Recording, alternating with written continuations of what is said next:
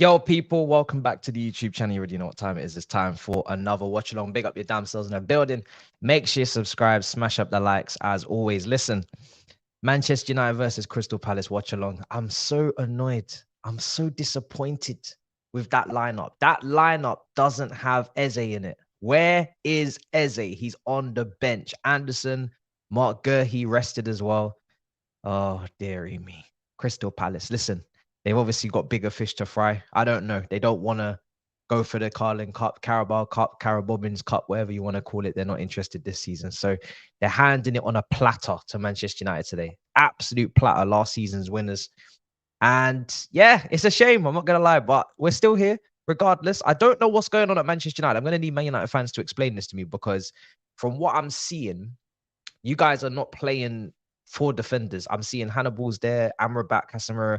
I looked at that lineup a good couple of times before I, decided to type it out because I wasn't really sure where the other defender was. But that's what Man United posted. So unless that's incorrect, then help me. You know what I'm saying? But I don't know. That's a little bit confusing. Let's see what's going on in the comments down below as well. Man's on the commentary mic. We had to change the mic, man. There were so many times that you guys were telling me, yo, and we're gonna change the camera as well, but I have to set it up still. It's still over there. I still need to go through the settings. It's been so busy. But you guys were telling me, oh, the mic's cutting out. And I was like, this can't run. This can't run. At the moment, the Ethernet cable's not in there. If I have any problems, the Ethernet cable's going in, but I had to charge up the laptop as well. You are wasting your time. What? What? He's at right back. He'll be at right back, not left back. He won't be at left back. He'll be at right back. So if he is at right back, I've never seen him play right back, but he'll invert into midfield. He'll do the Thomas Partey kind of role that Arteta was trying to get him to do at the start of the season before he fell injured. And obviously Dalot will then go to left back. That makes sense on Dalot's side. I'm not so sure on Amrabat's. I'm gonna subtly make that change. I'm gonna make that change on the lineup just to not confuse the people entering now. Big up your damn selves. I'm gonna make that change on the graphic just so it makes a little bit more sense. That is the only way it can really go. Casemiro can't play there. Hannibal, haven't seen loads of him as much as maybe Man United fans have, but I don't think he's a right back either from what I'm aware of. So yeah, he obviously scored not so long ago. So yeah, it would have to be like that. I've never seen Amrabat play in that position, obviously for his country as well. He was playing in the holding midfielder role. So let's see how that goes. But yeah, I mean, have you got Wan-Bissaka's injured, right? Serge Reguilon, what happened to him? Not available, no, to play this game.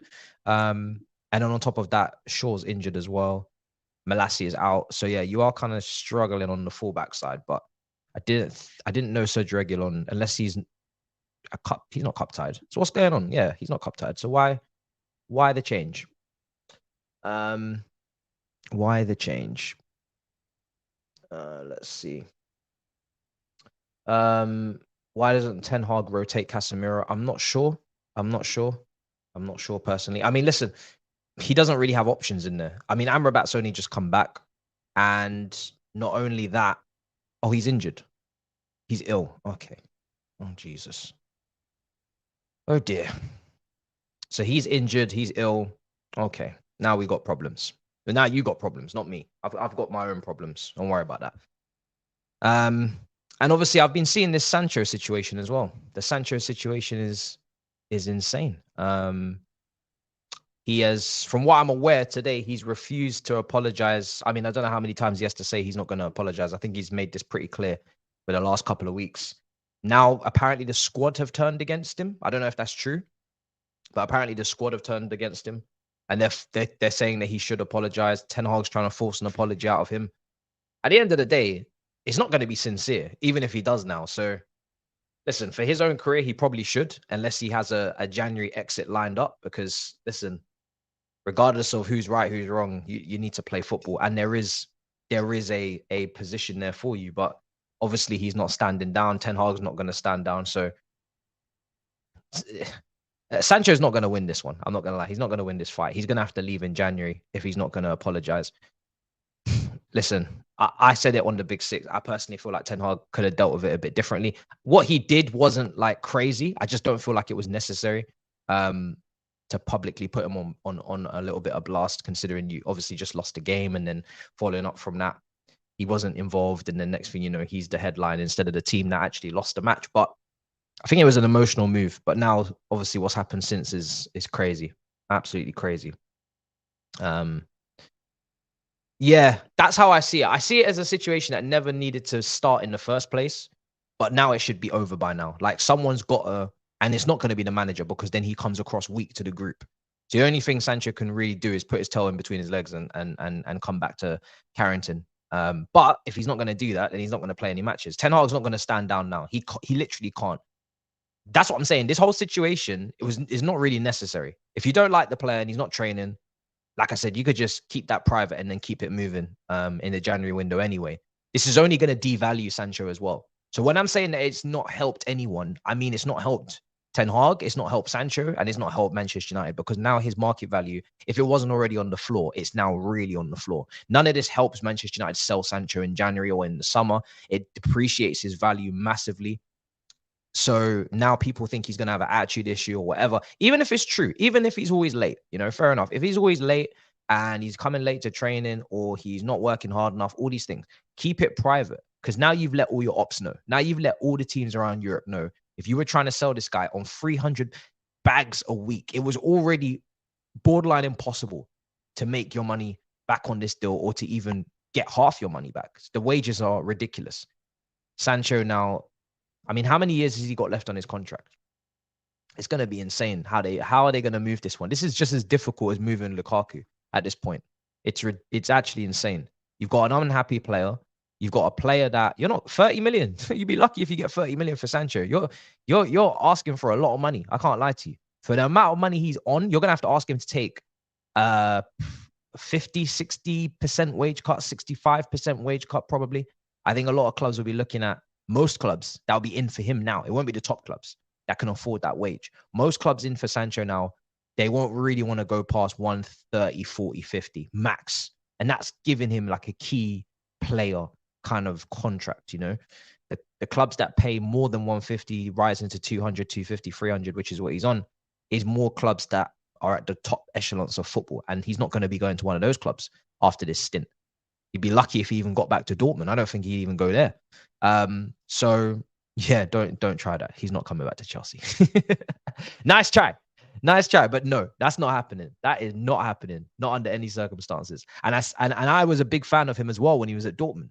And I had the whole Sancho thing, CHO, Callum Hudson-Odoi at the end. It was a great movement, but we don't have the capacity to be fixing careers. We're trying to fix our club. We need players that can fix our club, not the other way around. So our club is not fixing players. If he wants to go somewhere, Man City's system is perfectly tailored to him, ball retention winger type thing.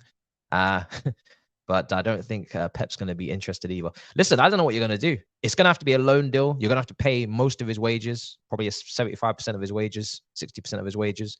And you're going to have to just accumulate those loan fees every year. You're looking at 5 million here, 5 million there, 5 million here, 5 million there. I don't know how many years left he's got on his contract. I'm assuming you guys actually gave him a normal contract, not what we do.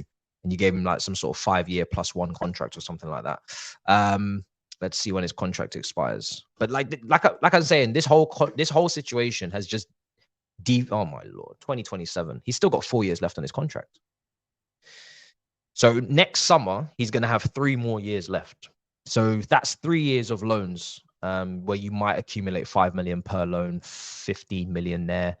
Wages, 50%, you'll be lucky to get covered 50% of the wages. So again, you can accumulate and add up that if you want on your calculator. Point is, you're making a massive loss. To buy him outright, you'd be lucky to get, I think, 25 million, honestly. 25 million, I'm talking, that's top end, man. Especially when you look at the way that football landscape is right now. Most teams don't have money. The only teams that have money is the Premier League teams. All the Premier League teams got loads of money.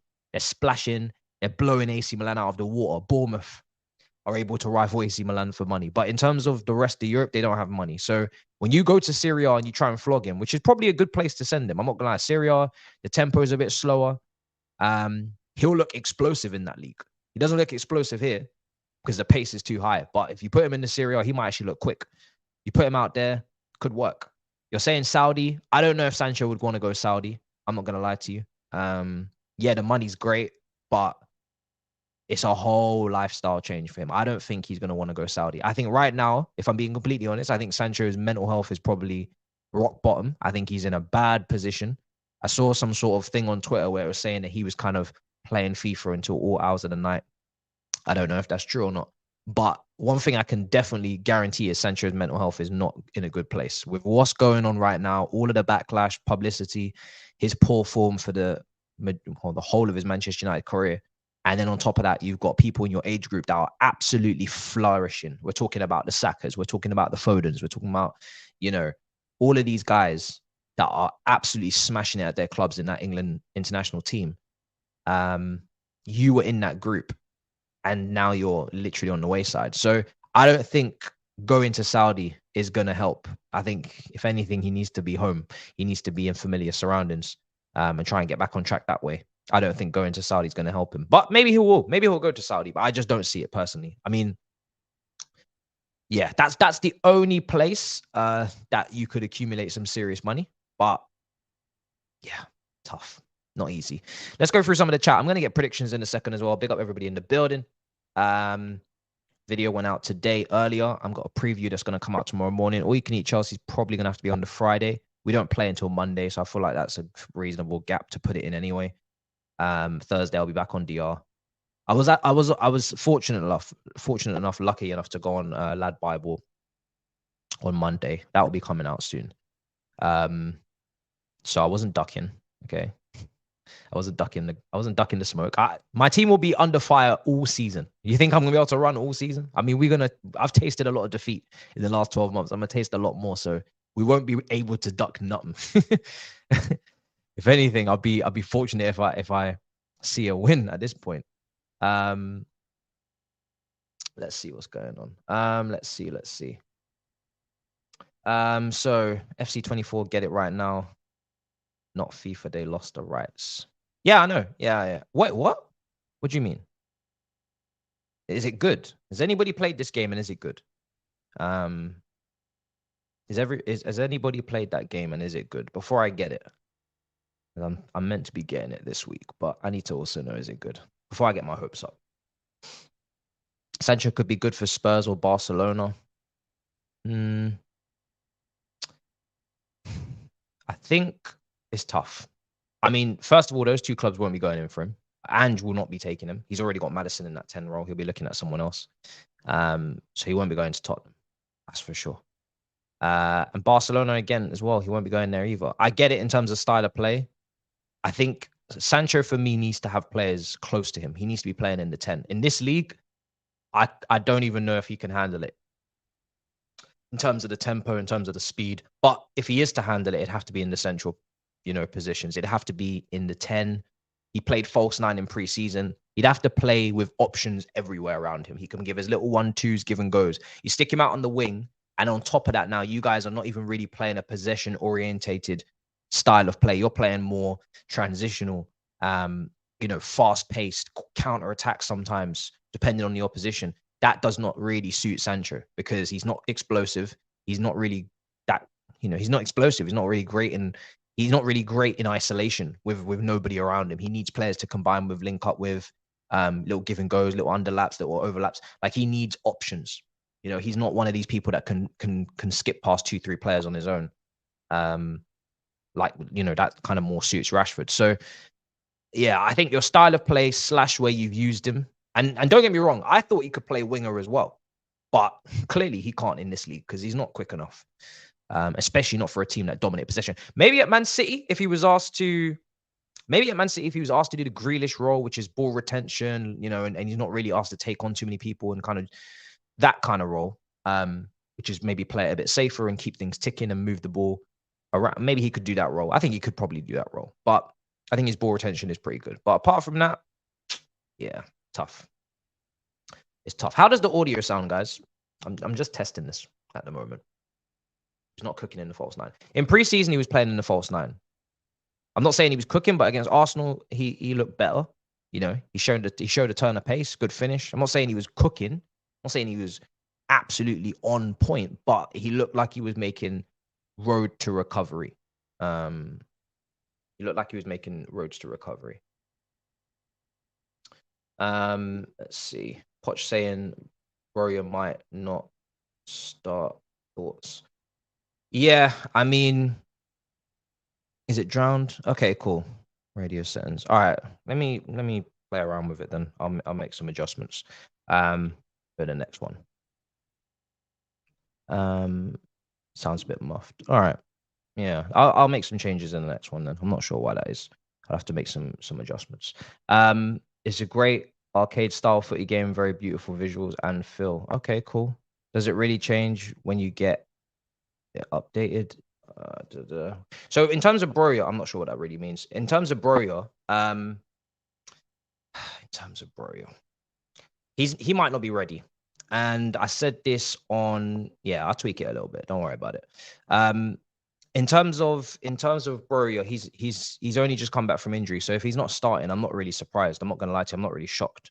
So yeah, I'm not really at a point with Broja where I'm like, oh, you must start just because it's a cup game. This is where Washington may play. Maybe he'll play Jackson again.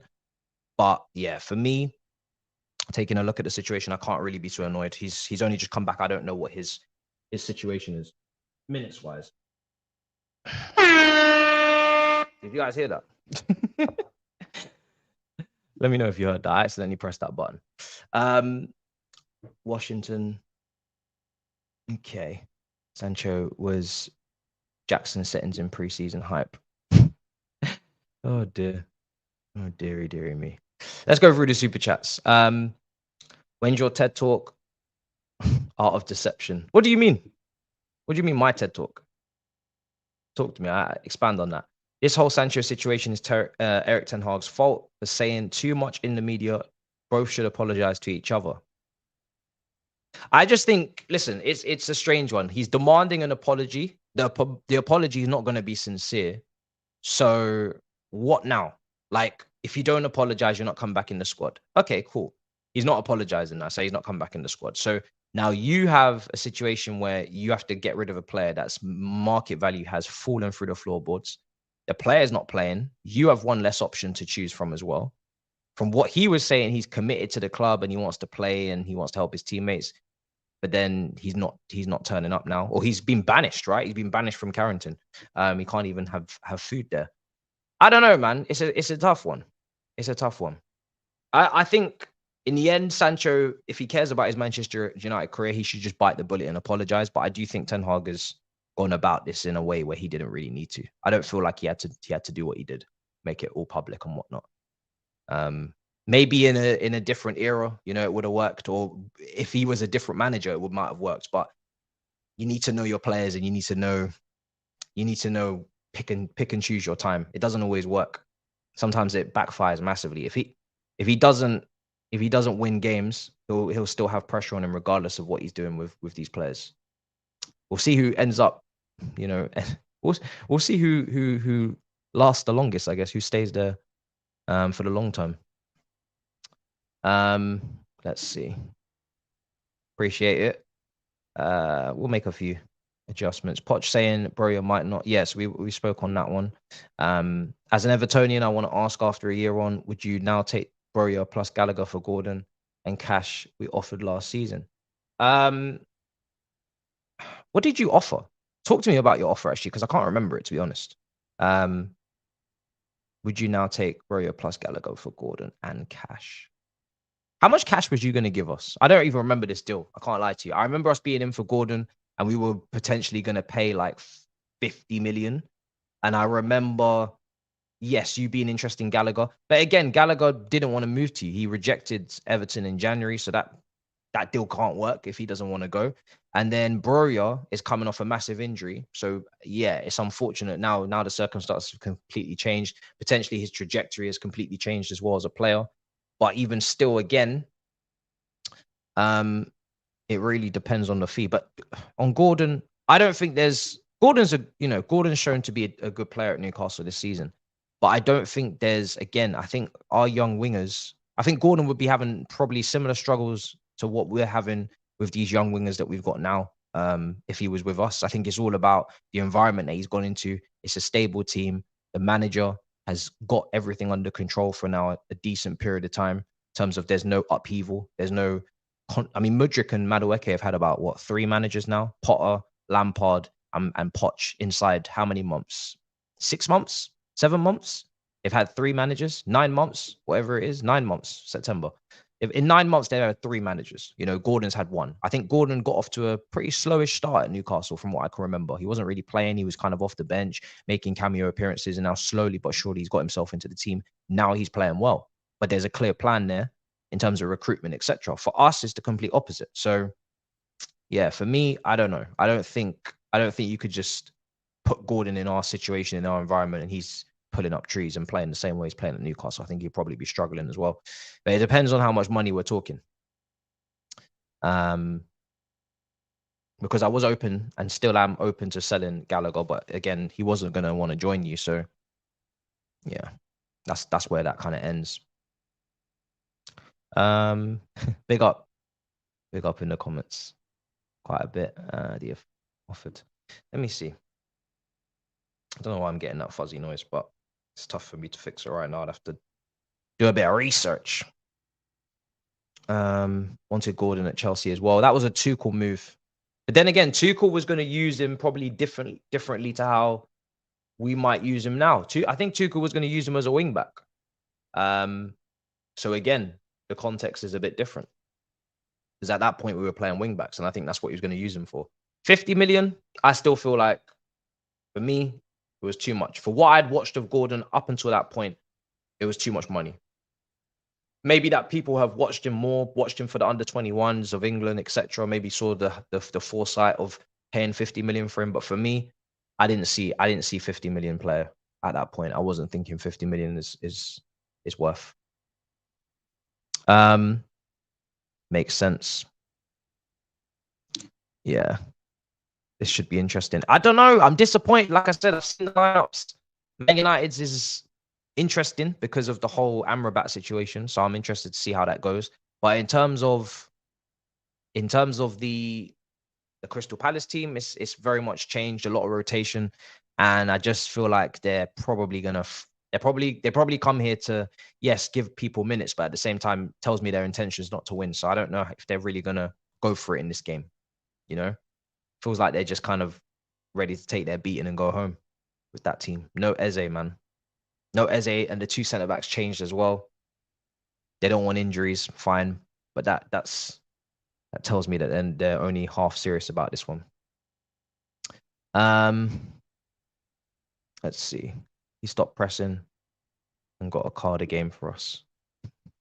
Gordon is mid. Stop it, man. If Gordon was in this team, he would flop. Yeah, I certainly don't have any regrets not getting Gordon personally. I don't have any regrets. I've always said this position is where some of the most talented footballers are playing in the world. Like this is a position that all the people will talk about, the greats of the game.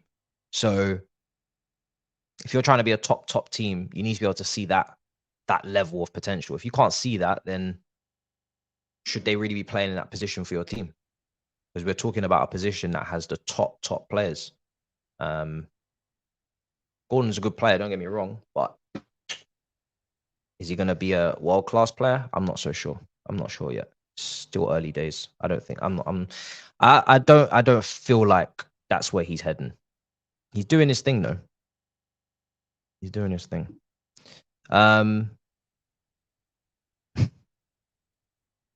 Gordon is Ukrainian Mudryk. Jesus Christ.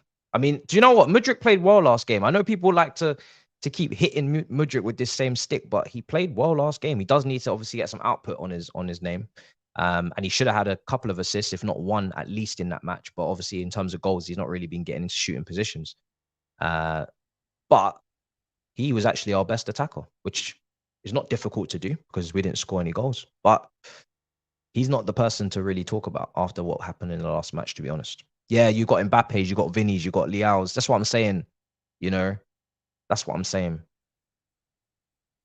That's what I'm saying. I'm so glad I didn't mod any more Iceman. He's very annoying. He's very annoying. I'm not going to lie. He just goes on and on and on. On and on and on and on and on. Just doesn't stop. Does not stop. Does not stop. I'm just playing with the settings. Tell me if it's improving or if it's getting any worse. The mic. No idea. Absolutely no idea.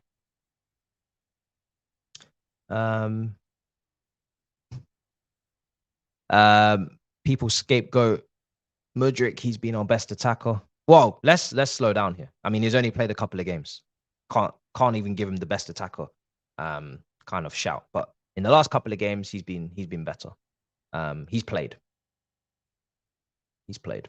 At least he's played and he's performed to a good level. Still got a long way to go.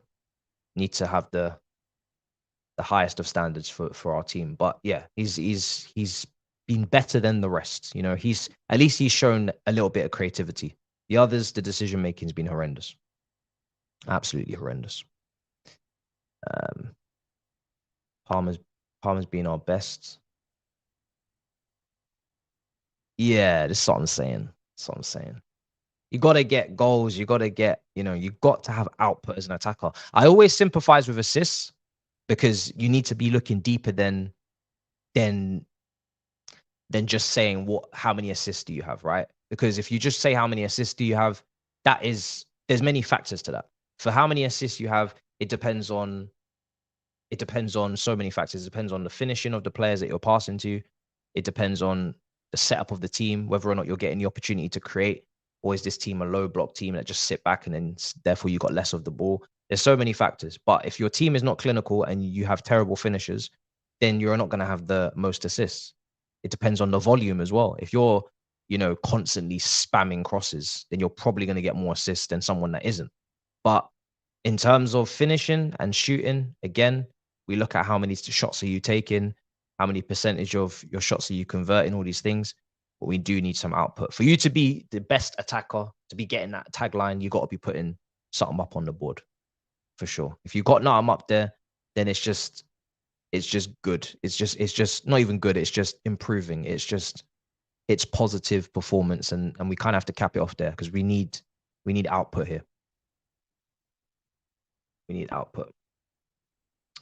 Let's see. But for Man United as well, talk to me, Man United fans, with this team. Martial's up front. Last time I watched Martial, he was moving like an old man. I have to be honest. Last time I watched Martial, this guy was moving like an old man. He was very, very, very almost crippled. He was moving slow. He was lethargic. He was just non-existent.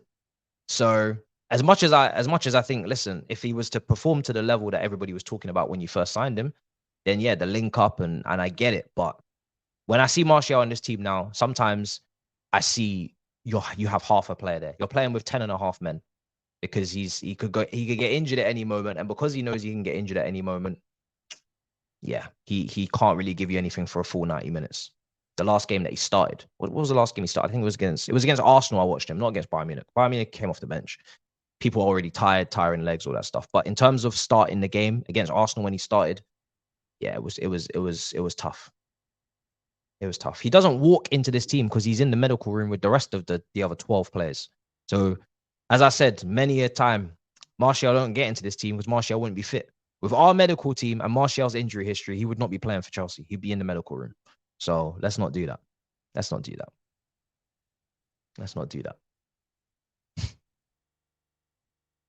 You have to factor in this guy's injury record. It's horrendous. And that's why he's playing the way he's playing.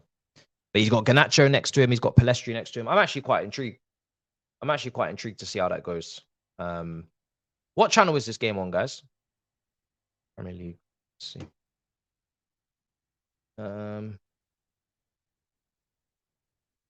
Let's see how this goes. Pellistri and Garnacho. Garnacho from the start. Again, he's got to prove once again that he can actually start games well. Every time this guy starts, he doesn't look anywhere near as impactful as he does come off the bench. And if he's to propel in his career and he's to take that next step, he needs to be better at starting games. He really does that. Before I was because Man United fans were watching all the time. I was like, maybe this season will kick on. It's his first season that he's really been on the scene. He's now 19 years old. He's still very young. Let's be honest. He's still very, very young. So it's a bit early to be judging him so harshly, I felt. But if he's going to kick on, he does need to start games. Or he could just end up being that super sub for his whole career. But he does need to start games and start impacting. But Rashford is out on that left-hand side. So it's difficult. It's difficult for him.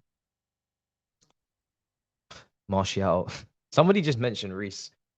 Strays. Martial and Reece would be dynamic duo in the medical team. This is nasty. It's nasty, but it's not wrong at the current moment. Reece's injury history is really hurting my soul. People are saying TNT. People are saying Sky. We will see. We will see. Do you think we should recall Santos in January? Depends if we have the clause. We might not have a clause with that loan deal to recall him. Sometimes teams they won't accept a clause. If they want him on loan and they want him for the whole season, then they'll say, listen, we're not taking him unless there's no clause. That's a clause that has to be put in. So if that clause doesn't exist, then he can't come back. Can't come back. So we'll see. Main event. Okay, cool. But listen, if we're talking about recalling him already, then we have some big questions going on here.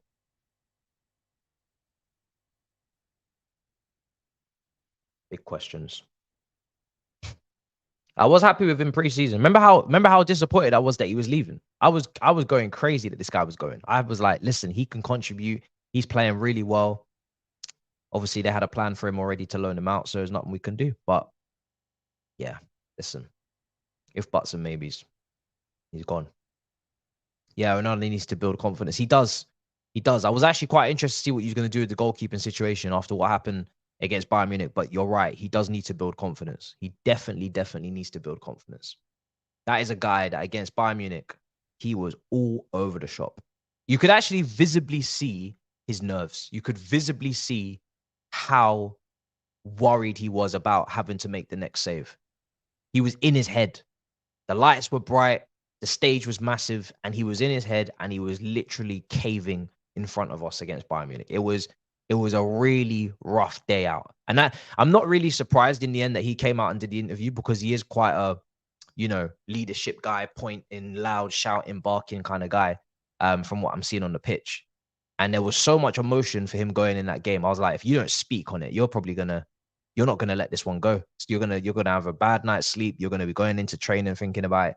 You actually need to vocalize your emotions right now, because you're looking really shaky.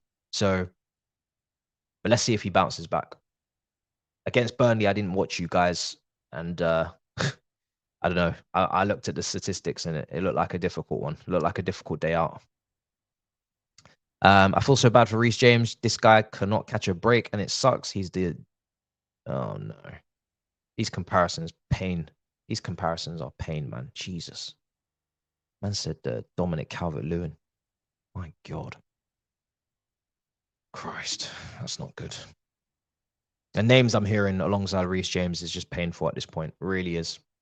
Some of these names I'm hearing, man. Dominic Calvert-Lewin's alongside my guy. Nasty. Yeah, that needs to stop. That actually genuinely needs to stop. Don't do that again. Oh dear, James. That is nasty. Yeah, I just yeah. Do you know what? It's mad. I was talking about it today with Joey earlier. We did a show on his channel, Joey's podcast. You guys might have seen him on the kickoff and stuff like that. I'm sure you have. And we were talking about Reece James, and we were talking about not qualifying for the Champions League and what that looks like. And there's just gonna be such a decision to make financially, in terms of, you look at Amrabat, we think is playing right back, by the way. You look at the amount of money we've spent. You look at the probably the revenue that needs to come in the next couple of years from Champions League football. If we don't qualify, I do not want to start seeing Reece James to Real Madrid links. Now he's not playing Champions League again. He's considering his future. Enzo Fernandez as well. considering his future. Back-to-back seasons, no Champions League. I don't know, man. Need to qualify for Champions League.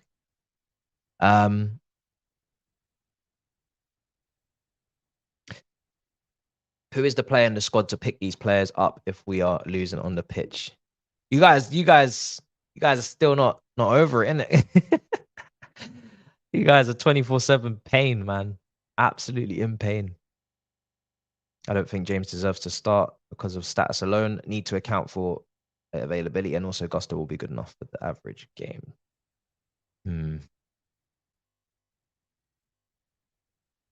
Nah, he's been a London Blue through and through. I mean, listen, people say this a lot, and they say, "Oh, you know, Mason Mount is a traitor. Reece James, the opposite, right? Because of one left and one stayed." If we don't qualify for Champions League football in the next couple of years, and those Real Madrid links continue, he will be off to Real Madrid. I have no doubts. He won't be sitting in a team that's 10th in the league all of his career because he needs to and wants to win trophies. Now, of course, he needs to get fit. He needs to get fit. And I think the fact that we've given him a long-term contract, big contract as well, with his fitness issues, that loyalty should be repaid somewhat. But there is no loyalty in football. And on top of that, like I said, Real Madrid is Real Madrid. So,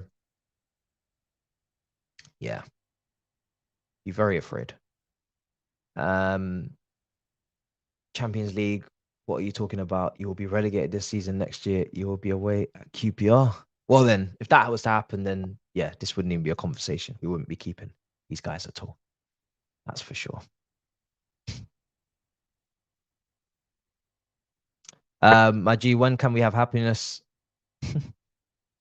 Oh dear. This has been going on for years. Now we need to put some sense into it about constant changing of staff and the project we sacked Poch were finished.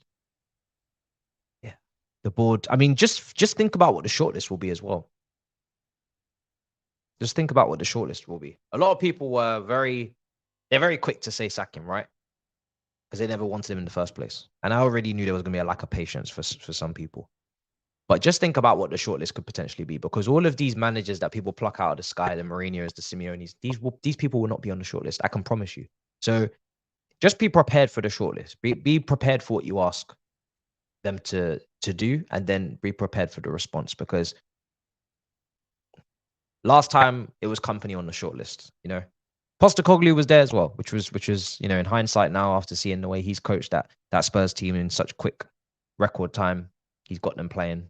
Maybe that was a good one to have there too. But that shortlist could be anything. You know, you really don't know with this ownership. I'm familiar with Poch, at least I thought I was, you know, until he started playing Chilwell at left wing. But I'm familiar, and I know there's a certain level that he can bring us to. I'm not saying he's going to win titles, but he can bring us to a certain level. He has a track record and a history of bringing a team to a certain level, developing a team of young players to a certain level. And if we can get back to that level, then we'll be a lot happier than where we are right now. So, because the next guy that they appoint, for some of you, you might regret asking that question for them to be so hasty and to sack him. You might be very, very shocked of who could be on that list. It could get worse. Right, they'll probably bring him back. Yeah, they'll probably bring Lampard back. What's to say that they won't? What is to say that they won't do that? That probably would be an option. You know, people don't think about these things. Big up, bro. Big up. Much appreciated. Much appreciated. Listen, we do a lot of live shows, man. We do a lot of live shows. We do a lot. We could only do so many. You guys are turning into United after Fergie. It's so sad. What are you saying? This is post Roman instead of post Fergie.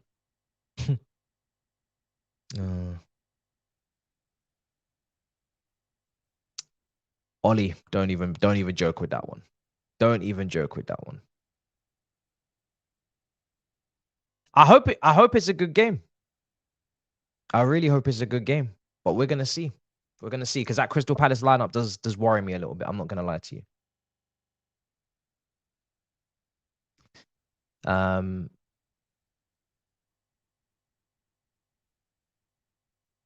mean, yeah. Everton is a rough one. When am I on again? No idea. No idea.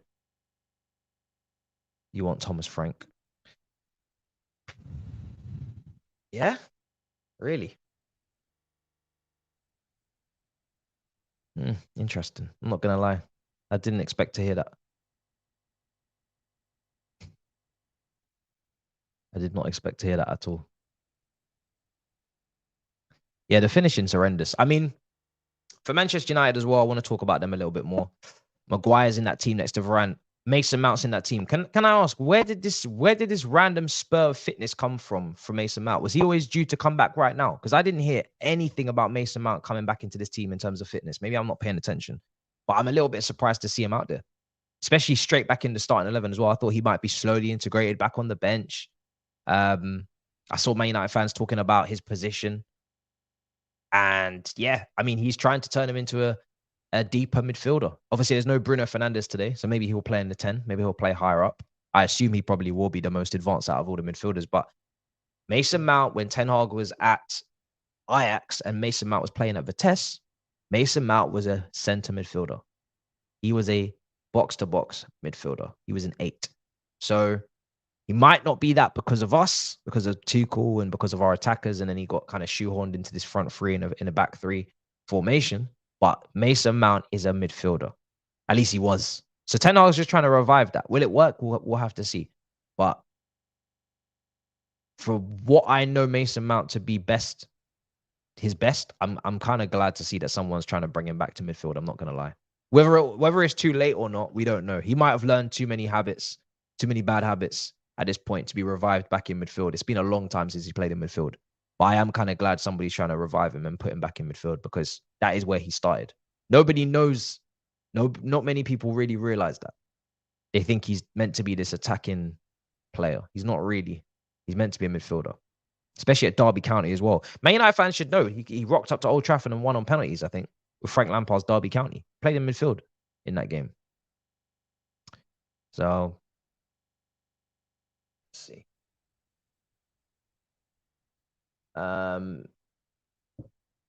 Okay, he was always meant to be coming back around this time. Wearing the number 7 is crazy. Okay, fair enough.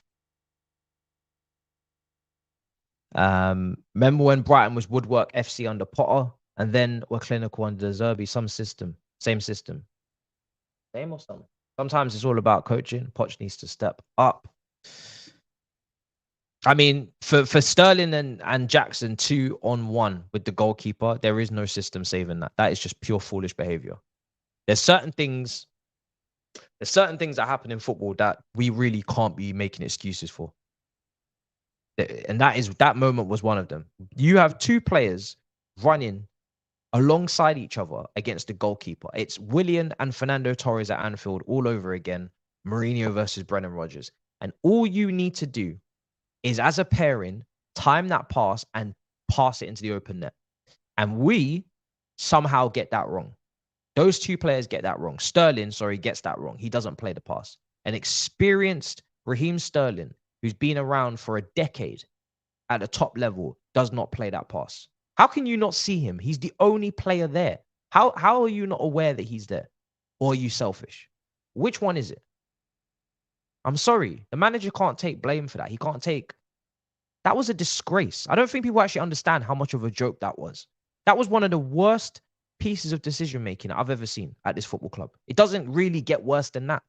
Like, it really is bottom barrel decision-making. It's shocking.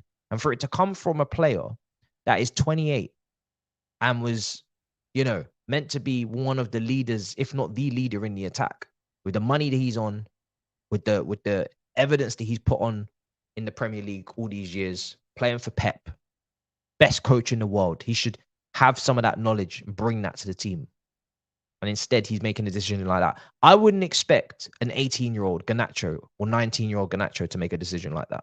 I'd expect him to play that pass. So for Sterling, 10 years older, to not play that pass is crazy. That can't be down to the manager. I'm pretty sure I remember a quote from Pep, and he said, "Listen, it's my job to take you to the final third. It's your job to finish. It's your job to finish the chances." That was a high quality chance. I'm not talking about low quality chances. No, of course, the manager needs to create a system where the high quality chances are. But that was a high quality chance. That one right there is as high quality, high XG as it gets. It doesn't get any easier than that. You can't put that in. You've lost your mind. Joshua just said it, yeah. Pep has literally said he coaches his players to get to the final third. Their job is to finish. What does Poch have to do? He doesn't control how they kick a ball.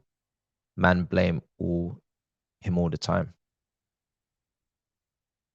It's the equivalent of like trying to stop your team from conceding too many chances, right? You're trying to limit the amount of chances your team concede, but you are going to concede a couple. And every single time the opposition have a shot on goal, the goalkeeper lets it in.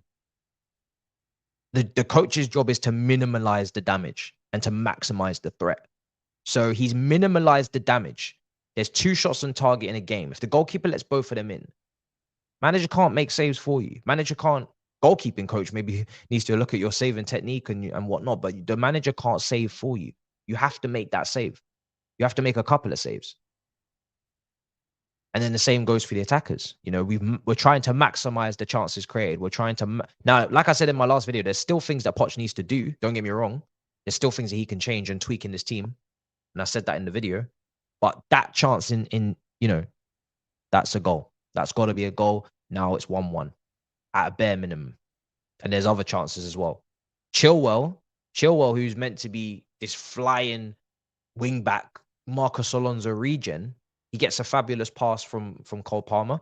He doesn't finish, you know. So if you're gonna be that off the ball third man runner from wide, then when you get in front of goal, you got to put the ball in the back of the net. That's the whole point. You don't do that, then what then?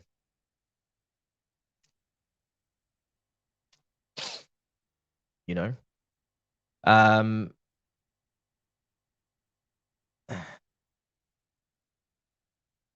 they can't think for themselves. I feel like players are, you know, I don't know if it's the way the game's gone, but players are thinking for themselves less often than ever. Players are thinking for themselves less often than ever. Everything is very, very systematic. It's like everything is, the blueprint has to be laid out for you, crystal clear. Every single action, every single move has to be preempted, has to be, you know, spoken about and drawn out days in advance before you enter that pitch. Every single scenario has to be mapped out. There doesn't seem to be any freedom of expression. There doesn't seem to be any kind of like individuality anymore. It feels like everybody has to have everything laid out for them. And if they don't have every single detail, what they need to do in every scenario, then they're not going to be able to function as a footballer. I don't know. It just feels like most of the players I'm watching, there's so much excuses. Yeah, automations. Automations is basically what it is. Factory football is what I call it. A conveyor belt of actions. There's nobody that can assess a situation and be like, this is what I should do. So I don't know, man. It's crazy. All right, Man United teams are just going out there in front of my screen. Make sure you smash up the likes. Smash up the likes if you haven't already. Big up everybody in the building. Let's hope for a good game. Let's hope for a good game. Manchester United against Palace. That's all we can ask for. That's all we can ask for. Martial up front. Palestri.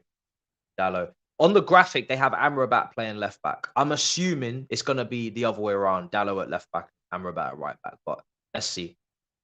Let's see. That's what I'm assuming.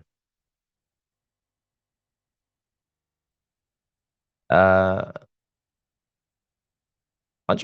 So am I. Doesn't mean you can't criticize him. I've criticized him today. You know, I've done a whole video about what I'd like him to change, but it can't be every single time someone isn't doing absolutely everything we want them to do that we sack them. That's, you know, otherwise City would have sacked Pep after the Champions League final when he didn't play Rodri at DM. You know, like we have to accept that managers think differently.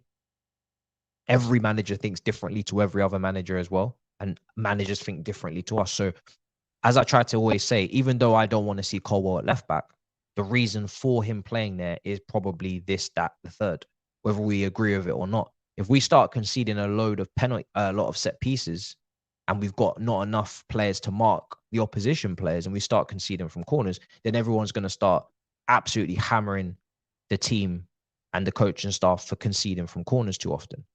At the same time, we've just taken out an extra piece of aerial ability out of the team, a little bit of height, and that could have helped in that moment. So it's a trade-off in football. But because we're not getting results, that's why I kind of feel like, okay, make those changes now, and let's go with balancing out this team, and let's go from there. Kickoff has just happened. Gonna get the timer up on the screen.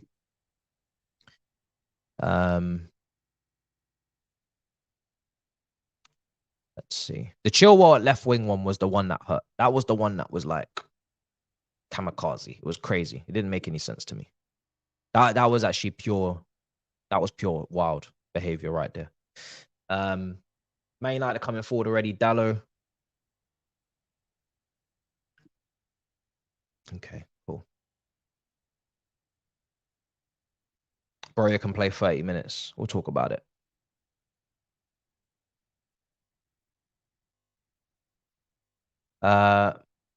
Matoma, Fatty tomorrow, long day on the right-hand side. I don't want to even think about it. Oh dear. Hate along this weekend for Liverpool Spurs. More than you can believe. More than you can believe, guys. We'll be there. Of course. Of course. We will be there. We will be there. Little clip over the top. There we are. So this is a madness. Let's hope for a good game. But yeah, we will be definitely there for that. Decisive or Caicedo at right back. It's something that I have kind of thought about for a lot of the day, because yeah, I wasn't sure if Gusto was suspended for this game, or it was the game on Monday against Fulham, because obviously Jackson can play in this game, but he can't play on Monday against Fulham. So yeah, different circumstances. But Caicedo did play at right back at the Emirates last season, did really well against Martinelli, and he kind of inverted, tucked in. And Decisi's played right back a lot for Monaco. Now, if you're going to play Caicedo, Onana just clears. Is he going to clear? I think he's going to clear. If you're going to play Caicedo at right back as an inverted right back to go up against Matoma, which he's played and trained with him, so he probably knows him better than anyone else in that team. And you're going to invert him, then the way I see it is you kind of need to make sure that your left back can tuck in. And that means Decisive, Silva, and Colwell will all have to play, unless he starts Cucurella. And I'm not really a massive fan of starting Cucurella when he probably doesn't want to be here. Definitely doesn't want to be here because of obviously what's been going on. Personal terms were agreed with Man United, that collapsed, and then, we haven't really seen him involved. So I'd rather play players that are going to be part of the team long term. So you'd have to play 3 centre backs to play that 3, and then Caicedo tucking into midfield, say alongside Leslie or Kochoku, and Enzo pushing up a little bit. Don't think you can play Caicedo at right back and say Chilwell at left back. I think that's far too exposed. Here's Dallo. Man United keeping a bit of possession.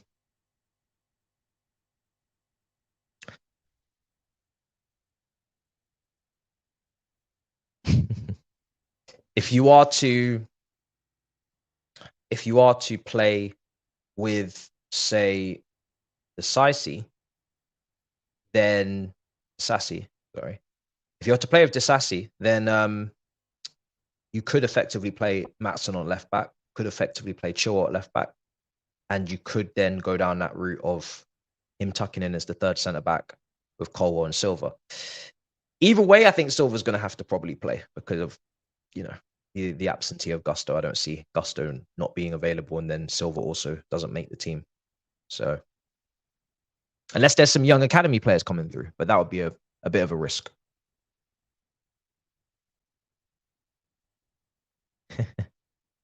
Liverpool fans saying, I love you as a content creator, but listen, your dusty team can hold that.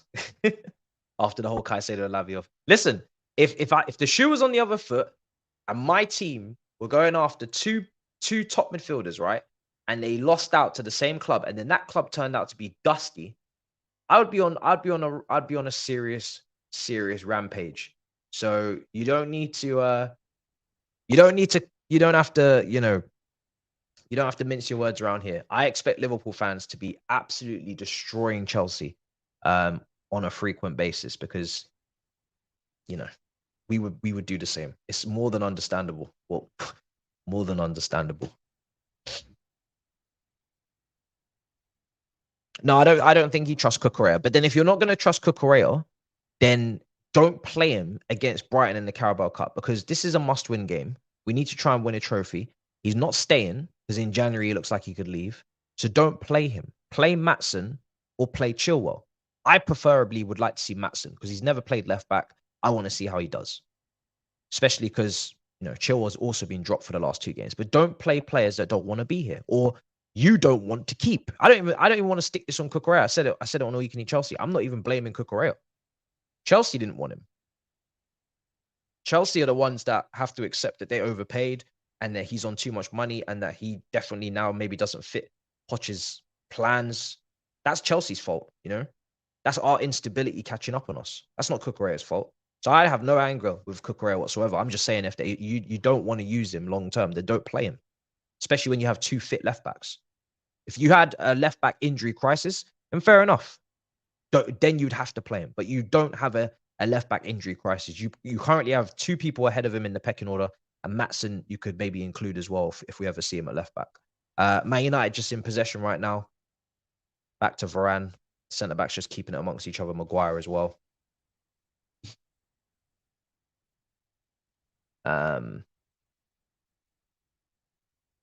Yeah, my video earlier today, I had Thiago Silva dropped, taken out. But that's with Gusto playing, right? Oh, shot from Amrabat over the bar.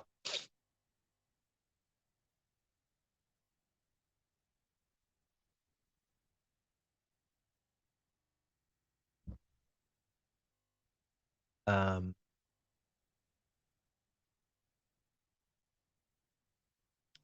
don't think he was sacked, but I think he walked away from the job. Makalele. I don't think he was sacked. Did the guys that watched the tactical video earlier with the board, how did that look for you as a viewer? Did you like it, or do you think angles need to be changed? I'm very much. I mean, I'm always open to feedback, but especially now because I'm making so much adjustments and I'm trying to up the quality.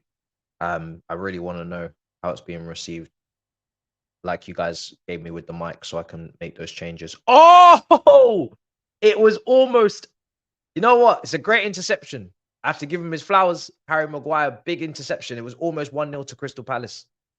There would have been a tap in for Mateta, I think, on the back post. Would have been a tap in. That was close. Do you know what? Maguire, it felt like an own goal kind of scenario that could have happened for him there, but he did well. It was a mutual termination, PR language, something must have. I can't speculate. I don't know. I can only, as much as we know a lot of PR does take place at our club, I can't pretend to know something I don't know. If I don't know what's going on behind the scenes, I can't pretend that I do. In terms of that situation, him leaving, I don't know.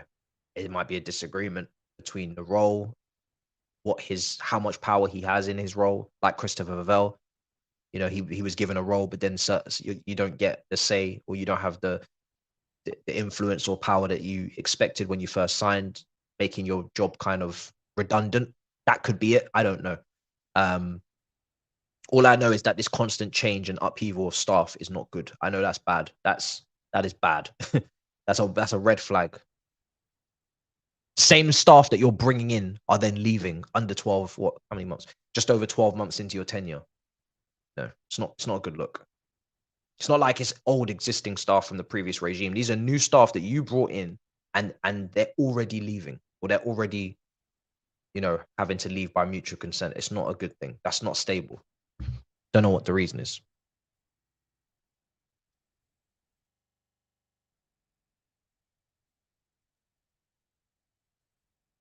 Yeah. All right, cool. We got a few changes coming on thumbs. On thumbnails.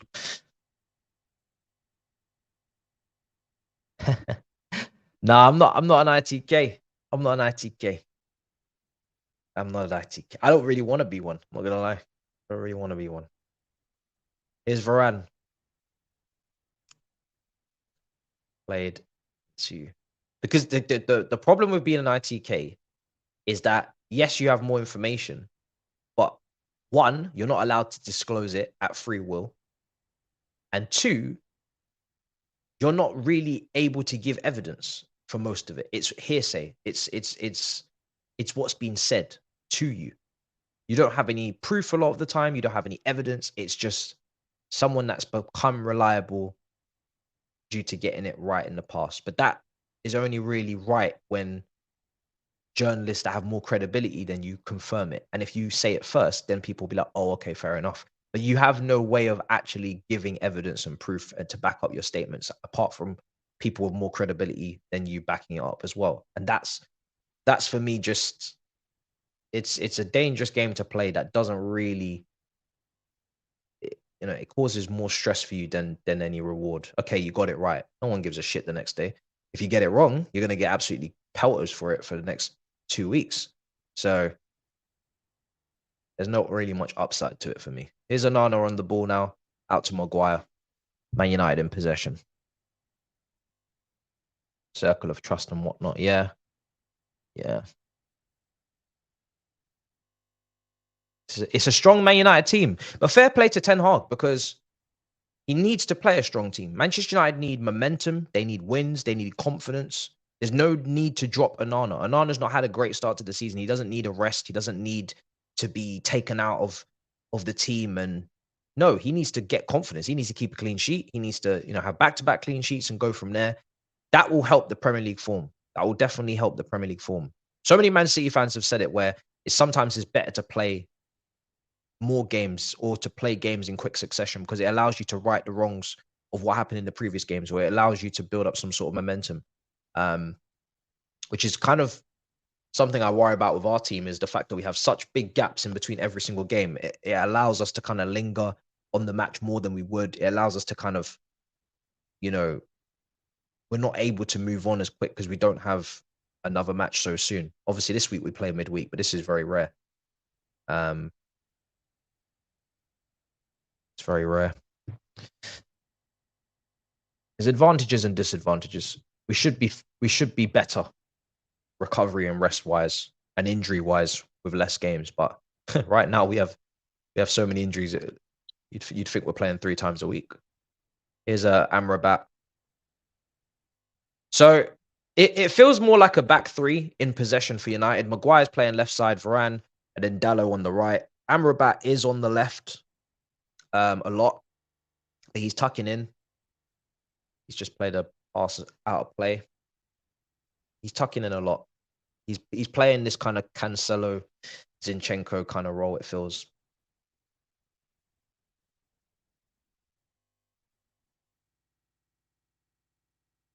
Yeah.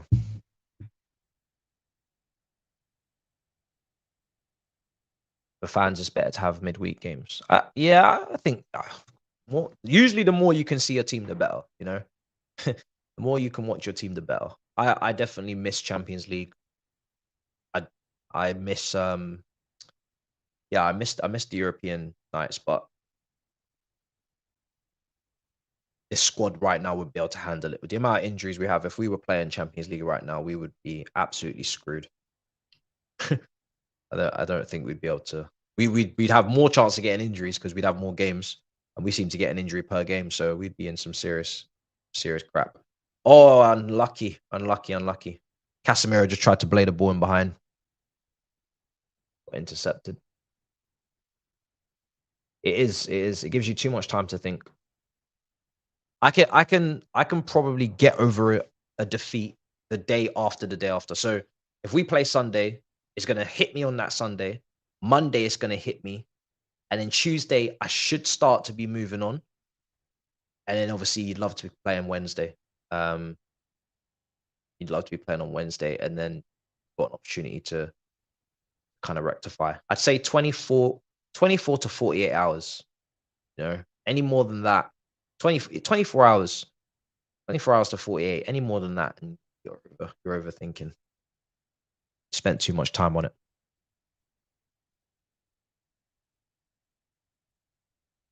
Because it is football at the end of the day, you know?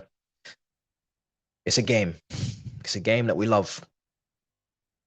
But every single year, you have the opportunity, in theory, to achieve anything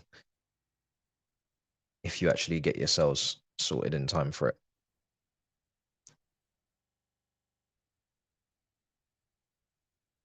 You should be able to go into seasons with some sort of optimism at the very least. Whether reality hits you in the face 3 or 4 games in is another question, but you should be able to have some sort of optimism every single season. Fans are chanting, "We want Ten Hag out." There's no way. There's no way. In terms of, yeah, I mean, we spoke about Sancho a lot earlier on. What happens to him? I mean, if he doesn't apologize, I guess he's going. You know, I guess he's going to have to leave. He'll have to go on a loan deal in January. He'll have to go on a loan deal. There's no other option. No one's going to buy him for a fee that, I mean, I think they'd want to try before they buy. He's at that point now where people are going to want to try before they buy. No one's going to want to invest a transfer fee in a 5-year contract on Sancho in this position right now in his career. Big up. He supports Chelsea, and that's lovely. So do I. Neither of us will play. I support Chelsea too. You support Chelsea, some of you. Doesn't mean we're going to play. We're not going to be playing. They'll have to terminate his contract. I don't think they'll do that. I think he costs too much for them to do that. If they do that, then fair play. You really are serious. But for me personally, I don't think they're going to terminate his contract. I think 350k a week, is it? Or 300 with bonuses? I'm not sure. But that's a lot of money. 4 years of that, or 3 years next summer, 3.5 years, whatever it is, it's a lot of money. See if I can actually roughly calculate. It's a lot of money. They won't be paying all that out. That's for sure. Henderson's just gone down. Is he on 350 or 300, people? Let me know in the chat. Is he on 300 or 350? Dean Henderson's gone.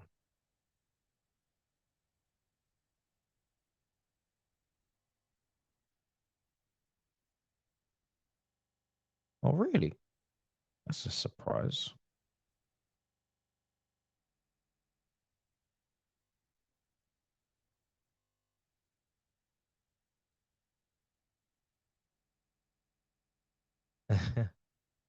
Well, he wants Todd Bowie to leave.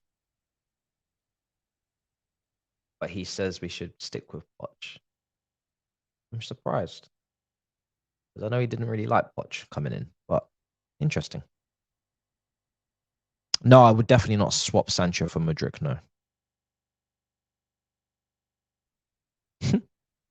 I mean, if it's the manager, then it's fair game.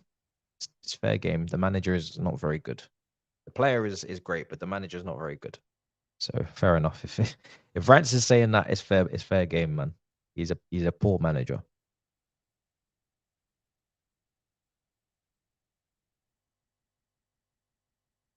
Yeah.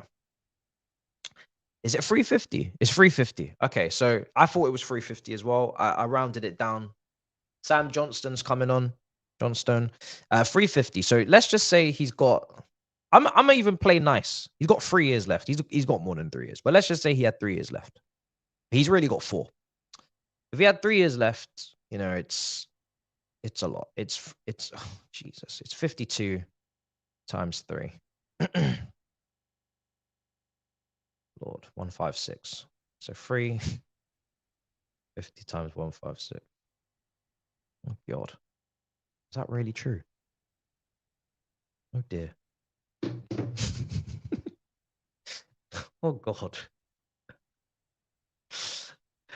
Surely that can't be true. Can you guys do the calculation just to check? Because I don't want to tell you what I just calculated. Varane's on the ball. We're almost 20 minutes in. Maguire, left-hand side. Oh God.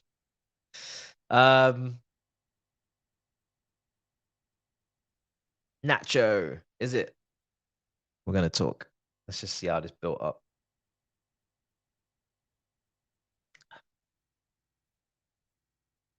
Quite patient play from United. Little switch. Palestri. Oh, lovely. Lovely play. Dallo. Oh, wonderful goal. Oh, fair play. Fair play. That's a really good goal. That's a really, really well well run goal from Manchester United. Good play. I think I've seen Manchester United do that a few times. They just don't seem to be consistently that type of team, but they have had these goals under Ten Hag where there's some really good methodical play on show. There's some really good patient, precise play. This is a really good team goal. It's got an underlapping runner in Dallo on Palestri, very much well timed and organized. Garnacho following in on the cutback. So up against that low block as well. It's good. It's good play. Fair enough. It's good play. I don't watch cricket now. I just stick to F1 and football. I don't have time for much else. 1-0 to Manchester United. 1-0 to Manchester United. What is that? 55.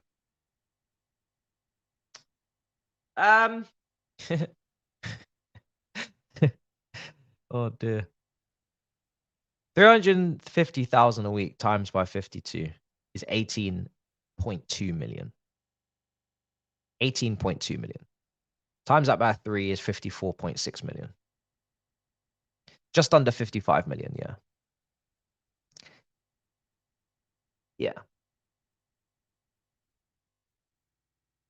Plus what you paid for him, transfer fee wise. That's just his wages. So you're taking 100 and something million hit. You're taking about 100 and something million hit. So to say you're gonna release him is in borderline impossible. I think you're gonna do that. Wouldn't reflect very well on the books. And he doesn't even have 3 years left. He has more than that because we're only just entering. We're just under 4 years of his contract left, to be honest. So 72,800,000. So you're talking about that started on July 1st. So you can rub off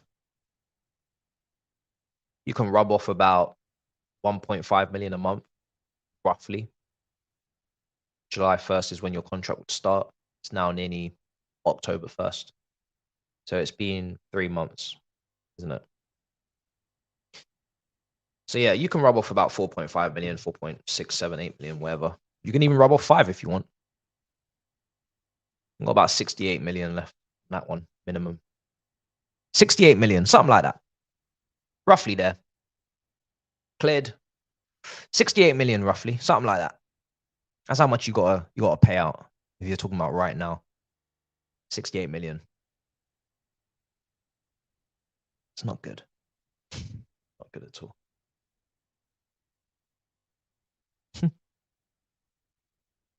Here's Varane. Casemiro's going to play it left. Here's Amrabat.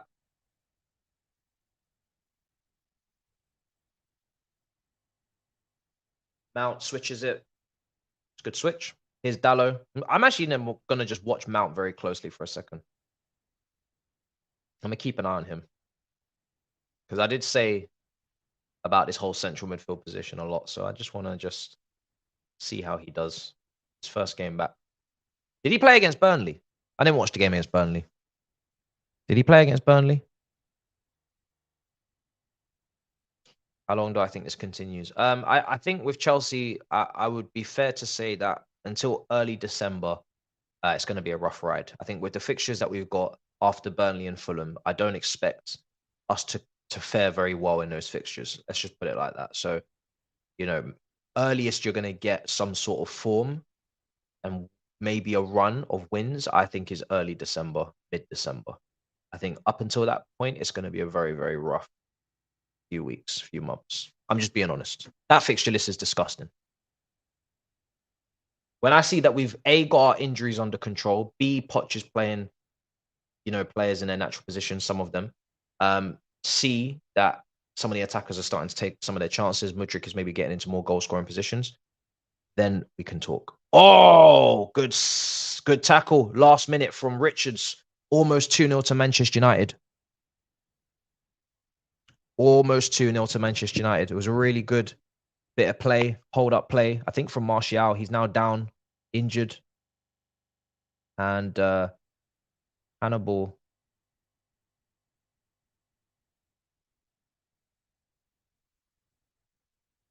Unlucky. It was Palestri that. Yeah, Palestri just. It was a great tackle from Richards, to be fair. Palestri was trying to set himself. It was a great tackle. People are saying Caicedo come outside. What's going on?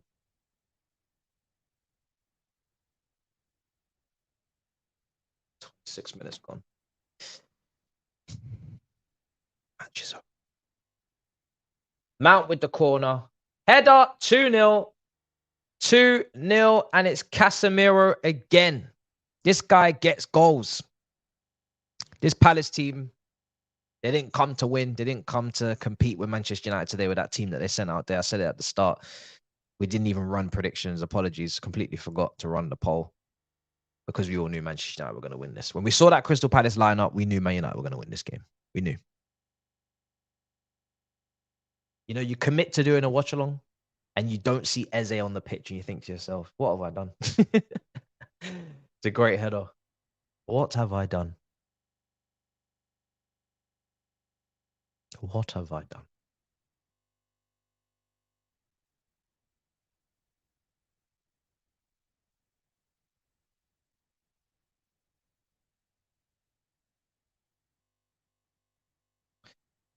Two 0 to United. Game over. Now, if Man United are clever, if Man United are smart, they keep their foot on the gas and they absolutely tear Palace a new one here. And I'm talking 5-6, and they really get the confidence up in the team. They really get their goal scoring mojo. They keep a clean sheet, all of those things, because this is a great opportunity for some of those players to really stamp a claim for a first team spot and to say, I'm going to start consistently in this team. Nothing does better than that than a battering. So let's see what they do. Because if they're going to win as well, I'd rather see some goals and some good football. Like Man United progressing in the Carabao Cup third round is not really it's not really going to break my soul. It's not going to shatter my heart in pieces. I'll be able to take that. Obviously, we come here for carnage, but when I saw that lineup, I knew it wasn't going to happen. So may as well watch a decent game. If they go into Bayern Munich mode when they were 2-1 up and they start getting really almost disrespectful, and I mean that in a bad way, by just literally moving the ball around like snails and not chasing another goal. Yeah, I'd be disappointed for them. No 007 for Mount. Yeah, no 007, 2-2 at Wolves. I mean, do you know what? We're in such a position now where, what Mount does at Man United, obviously I don't want him to win any trophies, but we have so much problems ourselves. I couldn't really care less. We have so many issues ourselves. I don't want us to become that team and that fan base where we are just constantly looking elsewhere. I watch the games purely because A, I need to watch them because I need to know what's going on so I can talk about it. But B, obviously, yes, it's quite funny when they lose. But if we don't win our games, I don't have chest, regardless of what happens. Like, there's been so many times where people be like, "Oh, can you cook this person? Can you cook that person?" I'm like, my team lost. Cook who? Cook what? We lost. We as a community, we lost this week. So how do we cook anything? We don't cook shit. We just sit back. We wait for our cooking, or we try to defend ourselves with our hands up, guarded, shielded, and we wait for other people that are in a position to cook, and then we turn up to the table. But I can't take any pleasure out of other teams dropping points if we're just going to keep dropping points. you know, don't become exactly. I can't take any real joy from that. I can't take any joy from that. It just means that we have a partner in crime. We just have a partner. We have mud brothers, is what Saeed called it. But yeah, the only way I can do all of that is if my team is winning, man. Otherwise, I'm on the defense, and sometimes I'm on the attack for my own team if I have to be. But here's Dallo. Offside, is it? Yeah, offside.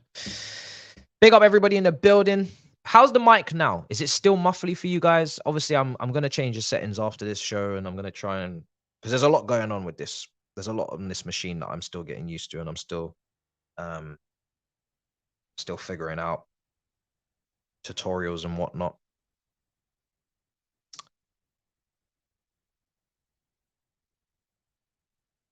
Am I watching the Barca game? Who are Barca playing? Is there some sort of cup game going on there as well? Barca are playing. No, I'm not watching the Barca game against Mallorca. I didn't actually know that was going on. La Liga. Fair enough. I wasn't actually aware that was going on.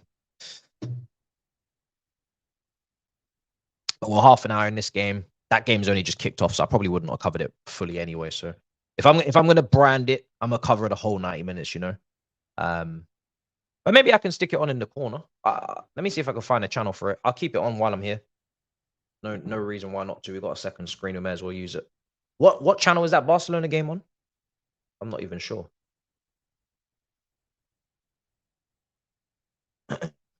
But yeah, Manchester United 2-0 up, very comfortable. Mount is actually sourcing. Mount's doing well. He is. I've been keeping an eye on him. He's doing well.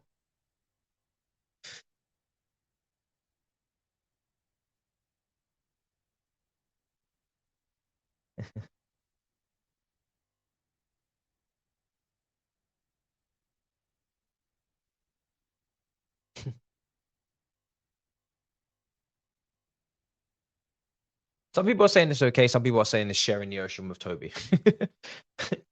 Shit. Okay, but the fact that it's okay and not fantastic is already something that we need to sort out. So okay, fair enough. Something needs to happen anyway.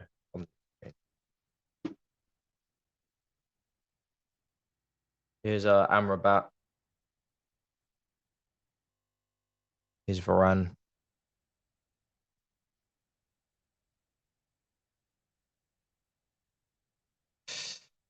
ESPN Plus.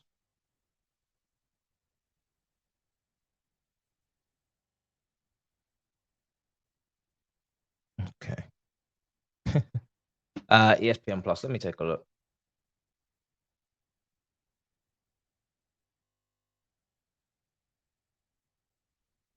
"33 minutes gone."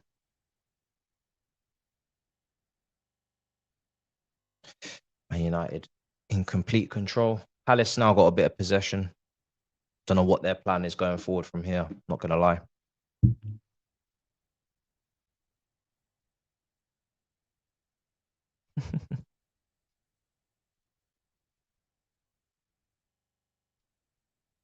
And said, like Spurs. Oh dear.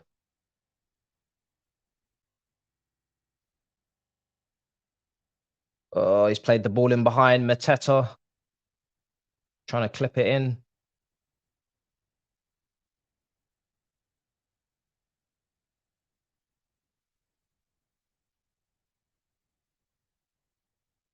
Left side now. Are you cut back and cleared? Palestri.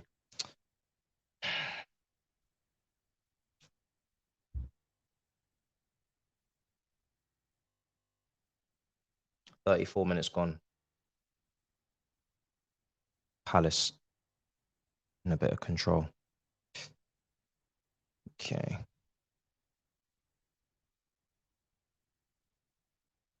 Palace actually play football in United. Can't get near them. No, I mean, Man United are in complete control. I mean, Palace have got a bit of possession now, but believe me, this is easy for Man United today. Easy. The fact that Casemiro just being left alone in the pivot is making such a big difference. Isn't just being left alone. He always needed that support. I mean, last season it was Eriksen. He doesn't have the legs to do the job. This season, I mean, if you had got De Jong, that would have been insane to play him next to him. I can see why you guys wouldn't kind of let go of that De Jong dream last season, because he is quite a unique player to have. Oh my God, look at that touch. Jesus, that loose touch is insane. Oh, that loose touch is insane. Out for a throw-in. My God.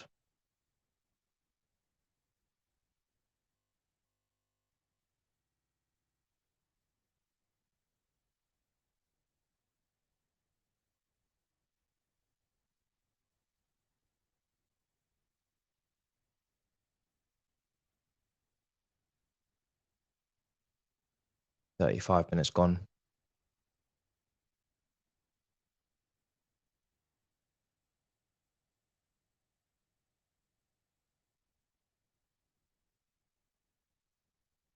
Little clip.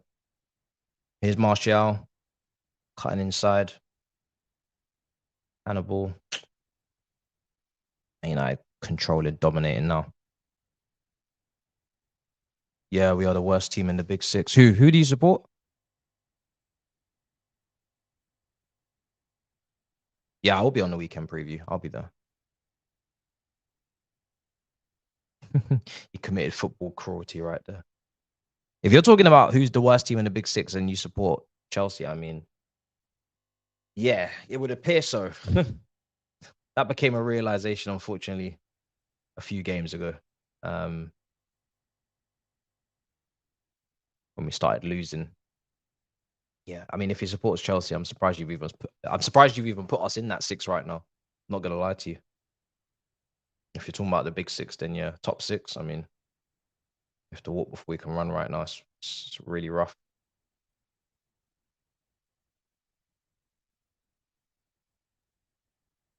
Can only hope, bro. Can only hope.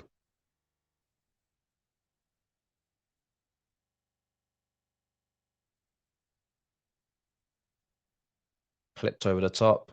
Here's Dallo.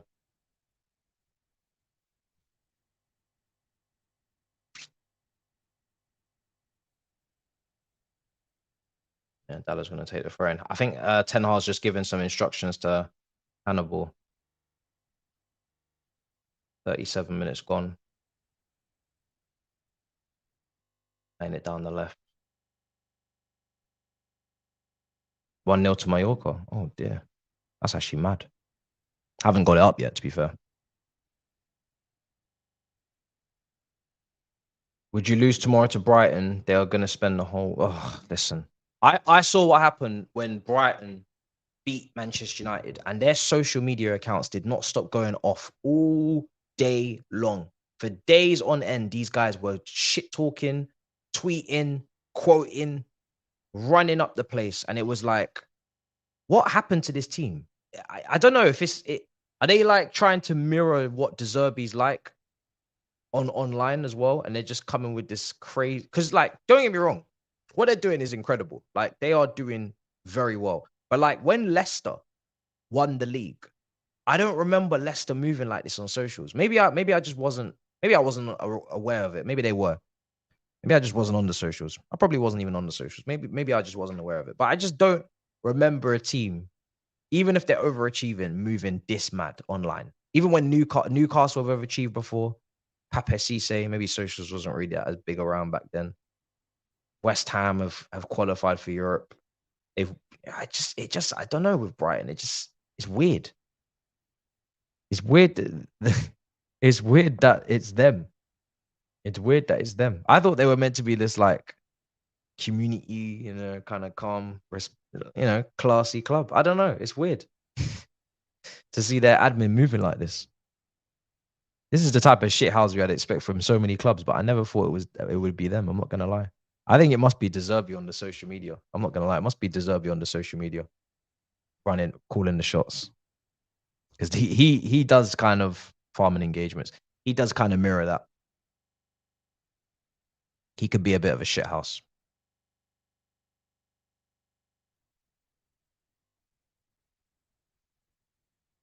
Newcastle versus City. Oh, tomorrow. So I bet we're not even televised again on. Yeah, I mean, in the UK, we're definitely not televised. It's a good game as well. Chelsea Brighton. I mean, we can't even get on TV. Is Caicedo playing tomorrow? Hmm. Uh, Probably. I would assume so. I'd assume so. But we don't know. That's what I'm saying. And the problem is as well is that we have so many players that are former players of theirs. So if Caicedo gets spun, it's going online. If Sanchez makes a mistake, it's going online. If Cucurella plays and he plays poorly, it's going online. There's so much for Brighton to mock and to drag us for. And if they beat us, I mean, I'm expecting them to cook like crazy, man. We actually have to beat them. We actually have to beat them. Can't lose to them at home after taking so many of their players. It's just mad embarrassing. It's mad embarrassing, man. We have to find some shame.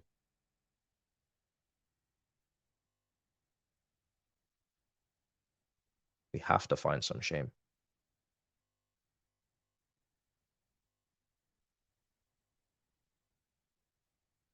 2-0, 41 minutes played.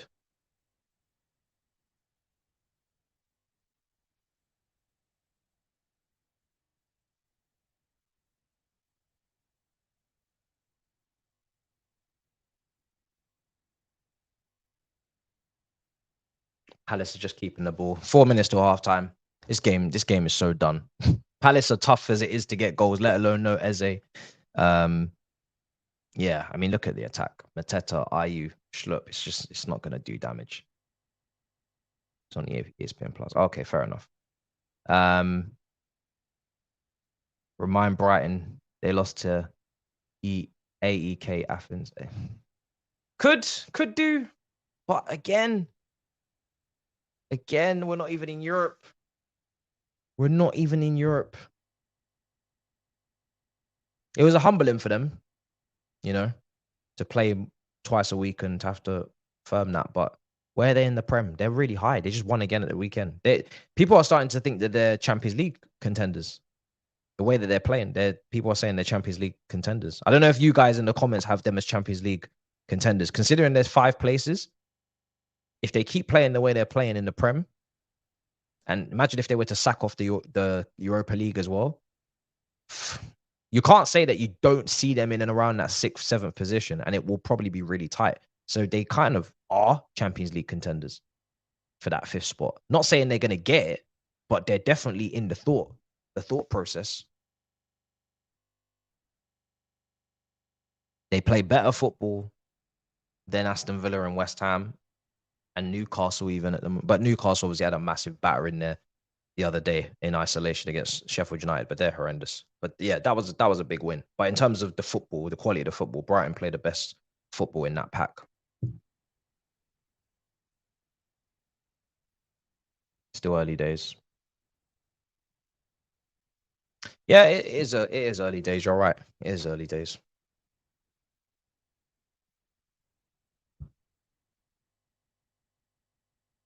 43 minutes gone. Maguire's stepping up now. Just keeping the ball. Here's Varane as well. He's going to switch it. Play it out to Palestri. And it's blocked out for a corner.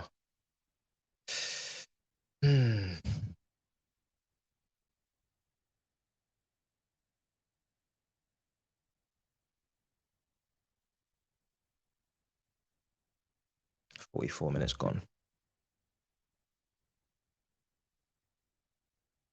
Poch needs to swallow his pride and accept that Enzo is, as the playmaker, 6 is the way to go. Not anywhere near Pirlo, but he's that profile. I wouldn't say he's the 6 because I wouldn't want him to be where he was playing last season, restricted, where he can't move forward. That's where Lavia comes in. That's where even Caicedo, Leslie Okochoku, they all come into the fold. But he needs to be playing, yes, next to the sitting midfielder. You'd have him next to a Casemiro, you know, the way Manchester United have laid that out. Mount puts the ball in, cleared away, back to the other side. Garnacho, Martial out for a corner. Man United trying to get that third goal before halftime. They're trying to get that third goal before halftime. Yeah, he's an 8. He's an 8. He's not a 6. A 6 has to be able to defend. He can't defend to the level you have to defend to be a 6. He was getting spun sometimes.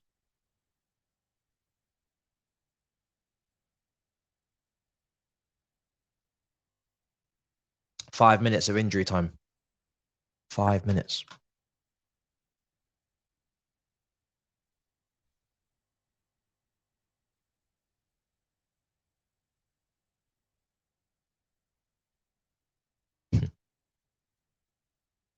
Five minutes of injury time.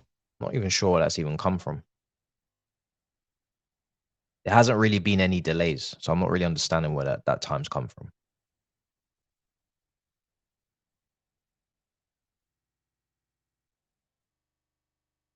To be honest.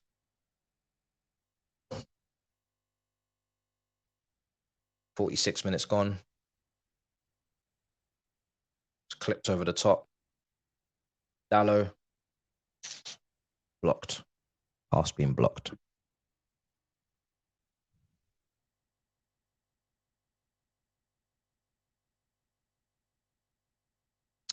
Brighton's key scouting setup needs to stay intact. If they go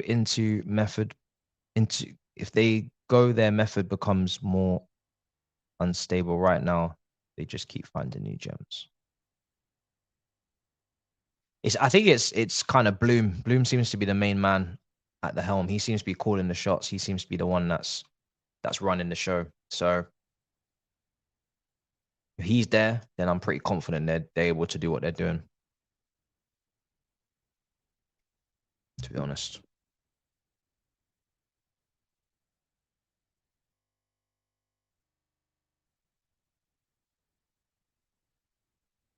"47 minutes gone." Here's Amrabat. Let's click that now.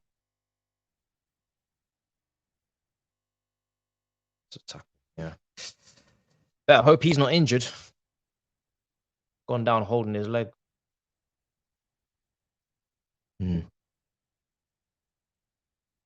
Yeah, man, they're chilling. They are chilling. Man United are chilling, man. This is what happens when you play sometimes these mid-table teams. Palace at really. I mean, do you know what? I think Palace, Frank has been out injured. They signed this young Brazilian kid. I was looking forward to seeing how he'd play for them. He was maybe the Zaha replacement. Because he obviously left for free, didn't he? So they didn't really get the money for Zaha that they probably would have wanted. Got him off the wage bill, but didn't get the money they wanted. He went to Galatasaray on a free. Brought in this kid called Franco for 20 million. He's been injured the whole time. I've not seen him. There's no Elise. He's still out. Again, was talking about it from a Chelsea perspective. If we brought him in, look how long we would have been waiting to see him. He would still be out. And with Chelsea, probably be picking up knocks along the way anyway, before you even return for Badiashile. So their attack looks very, very blunt, you know. Outside of Eze, it's a very blunt attack. Schlupp, I remember that guy at Leicester. Do you know what I mean? He's been out here a while. He's been out here for a minute. Mateta, blunt. I know he's got some goals this season, but don't know if he's really reliable. I don't think he is. Jordan, I prefer not to speak at times. Some of the finishing I've seen from him.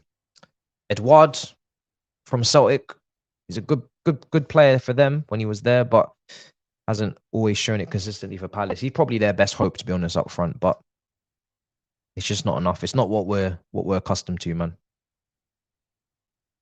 He needs to. Yeah, I agree with that. He needs to work from deep. I agree with that.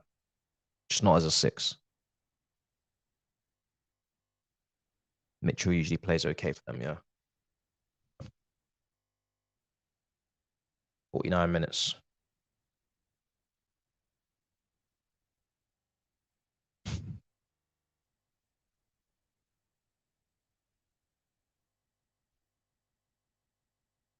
Yeah. No Elise, no Eze. And now, because he doesn't want Eze to get injured, he's leaving him out as well. Because he doesn't want him to get injured. He's playing it safe. Which is fair enough, because this is not a priority for them. But he had Hannibal. Oh, intercepted again. Is that not a handball? It is a handball. It's a handball. Half time. Yeah. He's playing well, man. He's played well. Keep your Palmer. I think he's playing well. I heard a rumor you sabotaged Obs' internet and now he's stuck on an island with no way out. You see, Thabz, that last episode, his internet was moving wild. He was trying to cook me, and it was just like hiccuping constantly. And I just said to myself, bro, this is not it. This is not it. I'm sorry. You are hiccuping too much for me right now. I'm gonna have to just allow this right now and just keep it moving, bro. Just let someone else try and cook me, because all this back and forth is not gonna work. He has his own algorithm, data service, crazy finds. I'm waiting for it to run out. I'm not gonna lie to you. Everybody has their purple patch or their moment in the sun. Southampton had it. They're having it now. Leicester have had it. I'm just waiting for it to be over. I'm waiting for it to be over.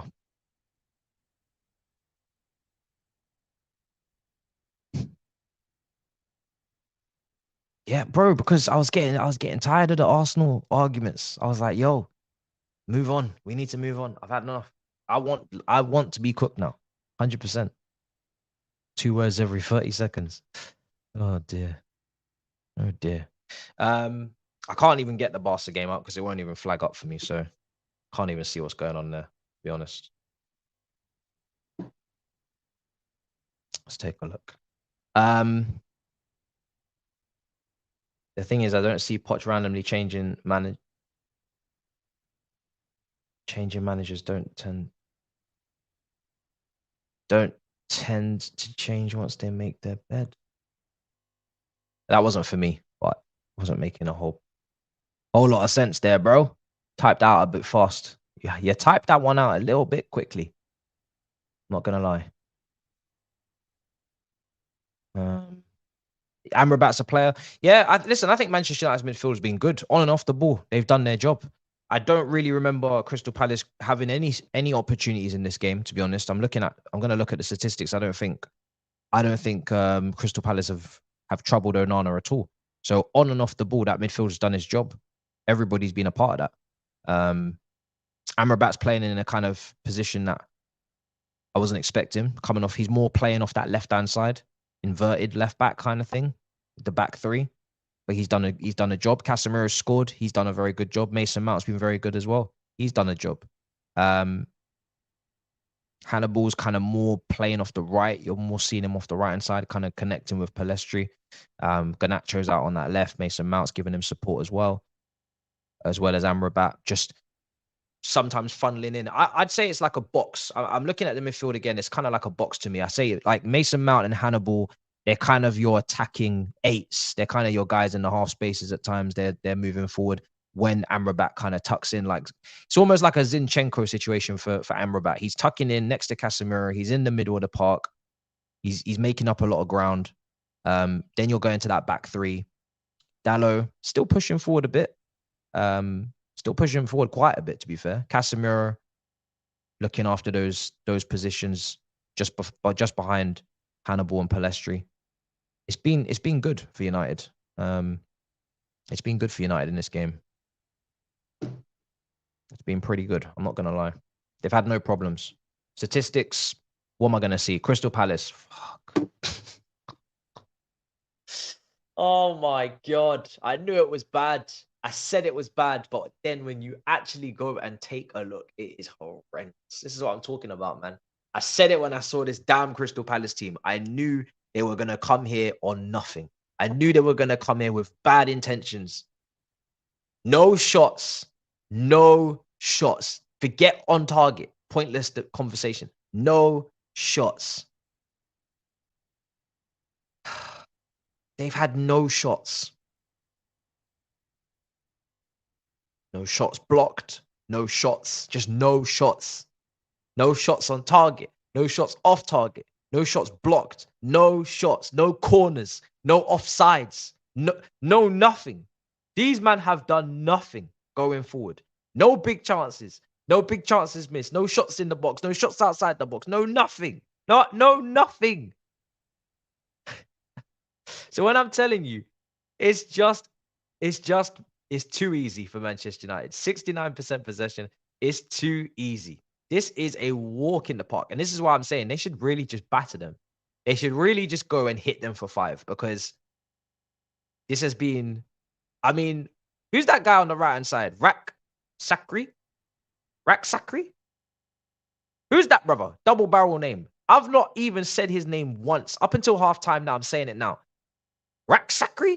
I've not said his name once. This guy has been non-existent in this game. He's had 12 touches and everything else is 0. Up until we get to the point where he has to make 1 ground duel, 1 out of 7. Lord Jesus. You got 1 yellow card. Oh, fair enough then. That's all right. Oh, dear. It's just peak. When you're playing Schlupp in the 10, you know that you're in serious trouble. Or Jordan Ayew just playing off the striker, sorry. Dear Lord. This is horrendous. Yeah, I know he's a kid. I know. That's what I'm saying. I've never said his name once. I've not said his name once. Ugh. Man United, man, this is your opportunity. Is he our Chelsea Academy graduate? No way. Another one? Picked the wrong game, you know. I might have to do a goal bridge and just leave early, bruv.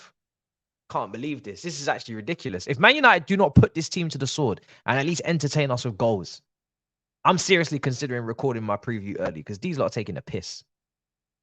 Can't believe this is what I should have known, man. I should have known. I should have known Crystal Palace were going to come here and do this shit. I should have known. I should have known.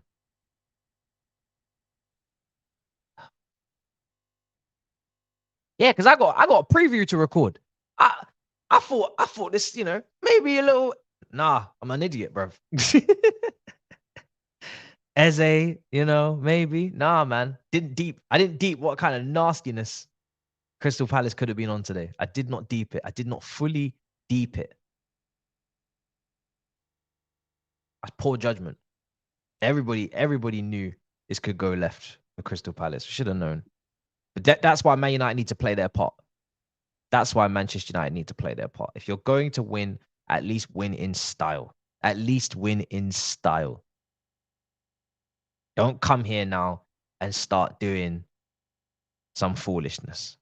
Don't come here and start playing games with this whole pedantic, passive, pedestrian.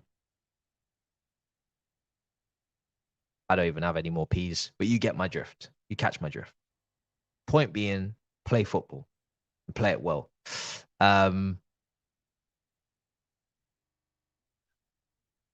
Nasty game. Let's see. Saeed's at the game enjoying life. He ain't got no stress today. No stresses. Just sensible. Yeah, man, he's at Old Trafford with his feet up. Saeed's chilling. Saeed ain't got a care in the world. He can go and get a halftime drink, halftime snack. He don't even need to come out for the second half. He can chill.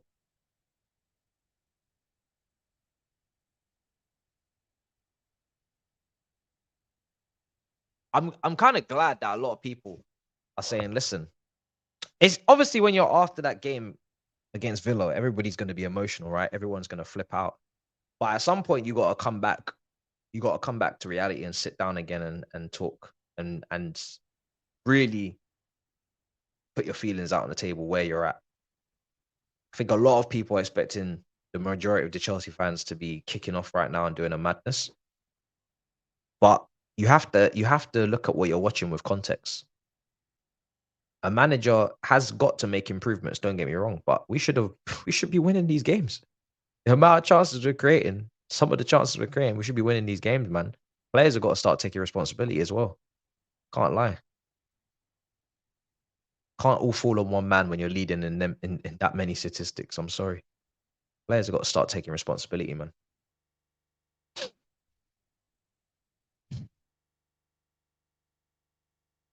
What do you want to do? Not leading those statistics, you know? Would you rather be 10th for big chances created instead? It's difficult to get to create more chances if you're leading in chances created.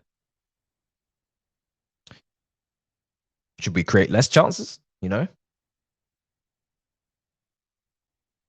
Don't think we can afford to. Didn't my link work for the Barca game? I didn't click on it on my laptop because I didn't want to take that risk. But I shouldn't need to. I have the channel here, but for some reason it's not loaded up. But let me try it again.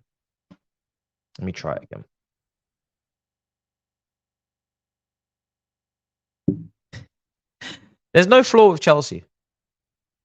Thank you. Much appreciated. He will be on my channel at some point for sure. We didn't really have time to do it today because we recorded that today.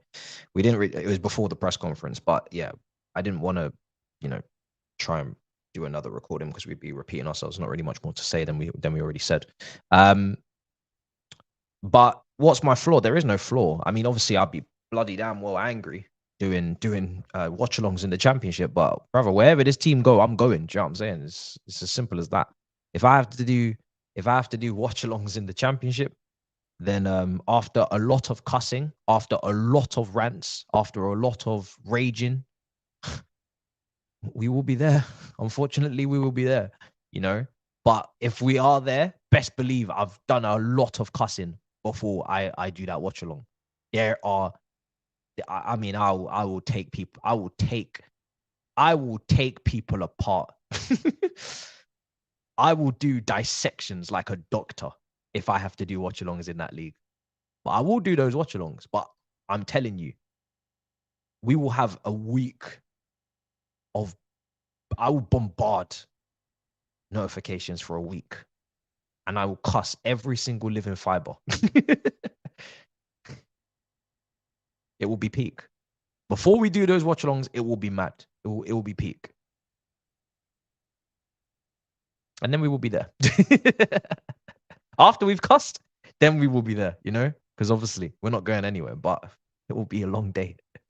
It will be a madness. Nation, what is it? National or nation? National League. God. Liquidate us.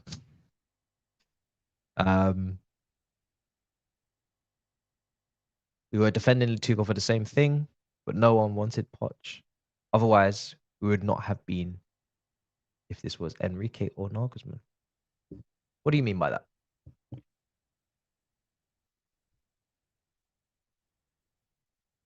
I'm not sure what you mean, bro. I'm not sure what you mean. Let's see what else is being said. Yeah, I could be. It would be some journey, some story, The fall of Chelsea. What a story it would be. From Champions League winners to the championship. It would be a documentary and a half. It really would be. What do I think about AC Milan? AC Milan are a strange one. I've watched them a few times this season. I watched them against Roma and they absolutely wiped the floor with them. They were unbelievable.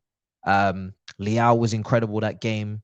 Everything was clicking. Loftus-Cheek dominated the midfield to the point where when he was taken off, his teammates were almost disappointed. Giroud did his job. Pulisic, Chukwueze obviously off the bench. Like you got players, man. Theo Hernandez. So many good players at the team. I really do like the team a lot. But then I saw the performance against Inter Milan, and I was like, "What is this?" Absolutely destroyed. So it's really difficult after watching those two games to kind of figure out where you're at because it's two massive batterings. And it was really poor against Inter Milan. Like I was actually shocked. I knew it would be a tough game and it could have gone either way. Both of you got to the same position in the Champions League last season. And, it's a derby. but it's very bipolar. Yes, it's very bipolar, the performances. And then the Newcastle game, I watched that as well. I'm gonna blame Newcastle for that one. I'm not gonna blame. Listen, Pope had a really good game, and I'm gonna blame Newcastle. The way they set up was it was nasty. But they got what they wanted. They got a point, so did their job. But I wouldn't blame you for that one. You should have come away with a win there. But Newcastle on their Diego Simeone, Atletico Madrid type vibe. Serious levels of defending were done. Yeah. Second half's gonna start off soon. It's gonna kick off.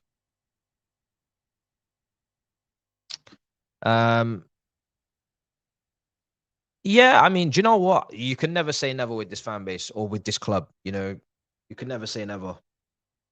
If Enrique had got off to this kind of start, people will be jumping on his. And again, the start is horrendous. Do you know what I mean? In terms of the points accumulated, it is poor. Like 1 win out of 6 is poor. We should be minimum getting 3 wins out of 6 and a couple of draws and a defeat, right? Or a couple of defeats and a draw. But you need to be winning 3 out of those games, especially when you're talking about Bournemouth and Nottingham Forest and an open Aston Villa team that played on Thursday.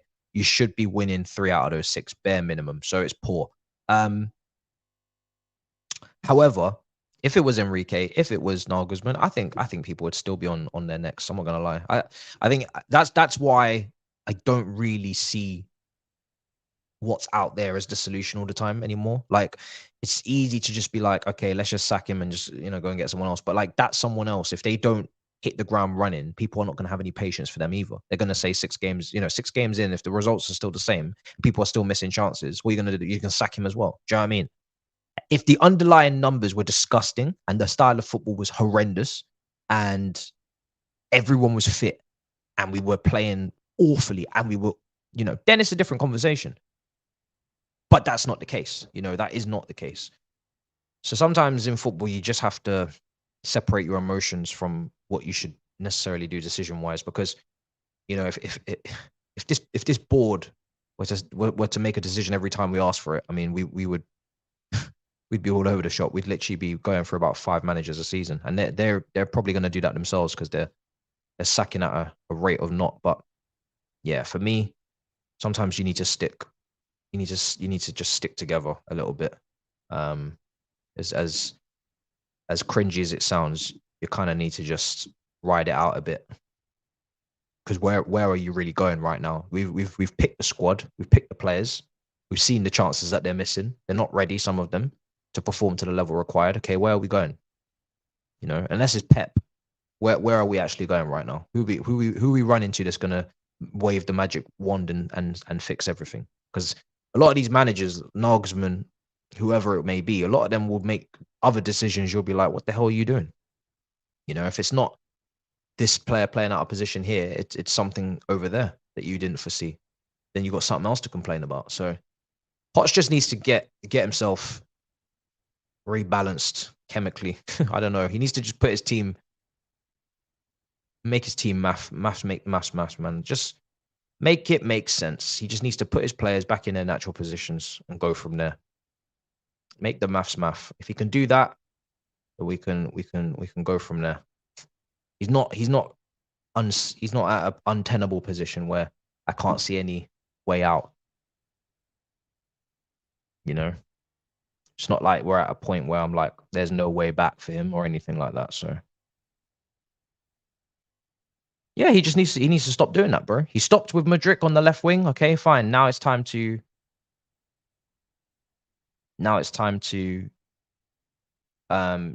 stop with a couple of others. And then, but if we, funnily enough, if we make those changes and the finishing continues to go down the route it's gone down,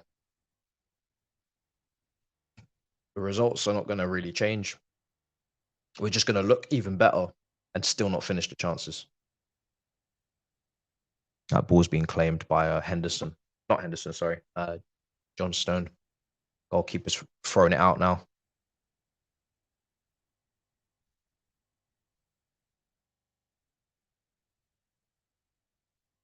Yeah, I am. I need to watch it fully. I've seen quotes. I've seen all the quotes, but I need to watch it.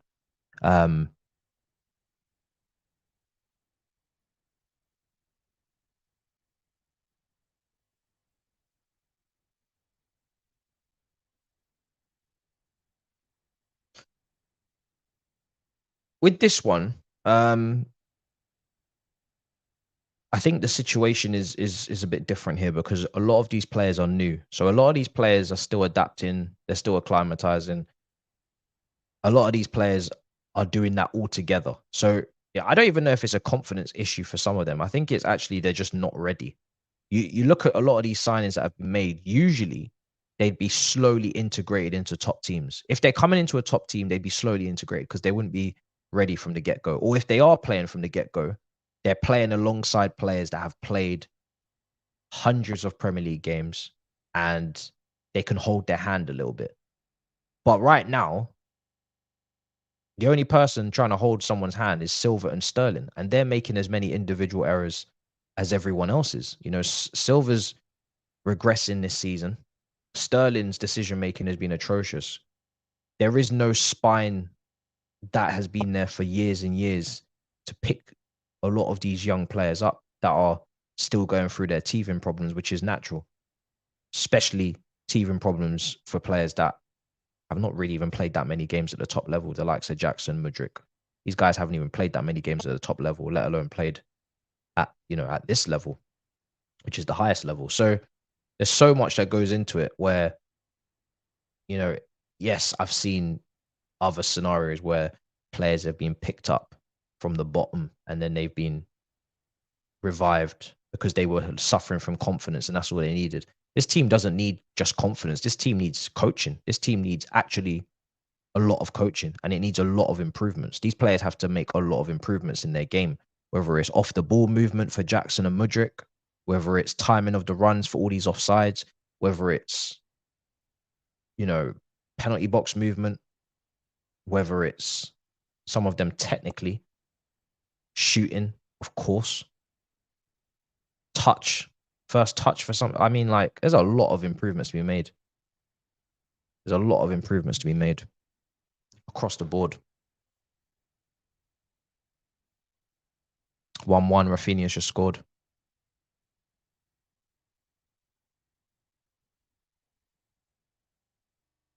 You're essentially working off a blank canvas with this team. None of them have played together before. None of them have any experience. Most of them don't anyway. It's mad. And then half of your canvas is unavailable. it's a rough one, but doesn't mean we shouldn't be doing better than we are. I mean, we should, like I said, we should have had at least 3 wins on the board. Here's Lind. Where's he going? Oh, yeah. So it's done. Is that Lindelof? It is. Yeah, Lindelof's come on. I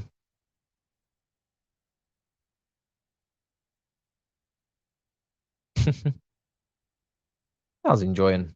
You have to enjoy it while you can. I mean, it's a good thing I did enjoy it because look where we are now.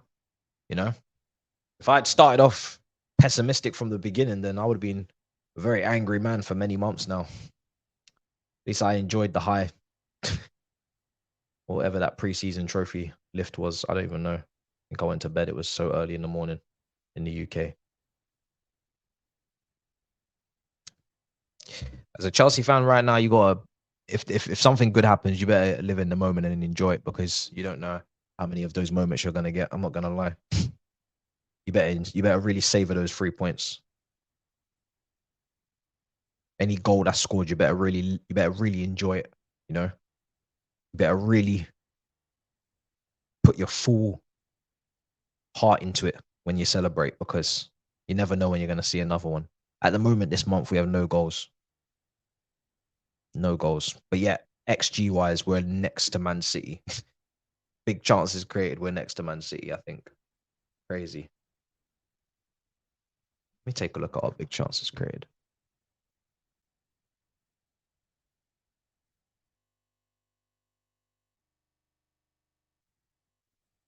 Yeah, and that's why I want him to make those changes, bro. That's why I want him to get more attack minded, you know.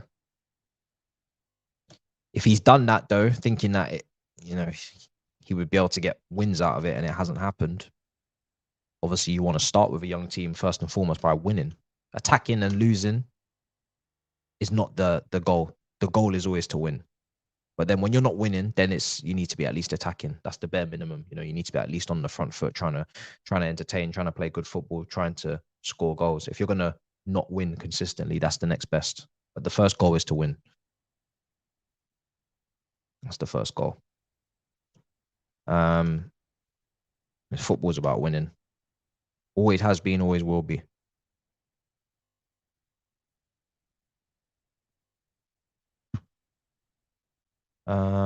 No, I need teams.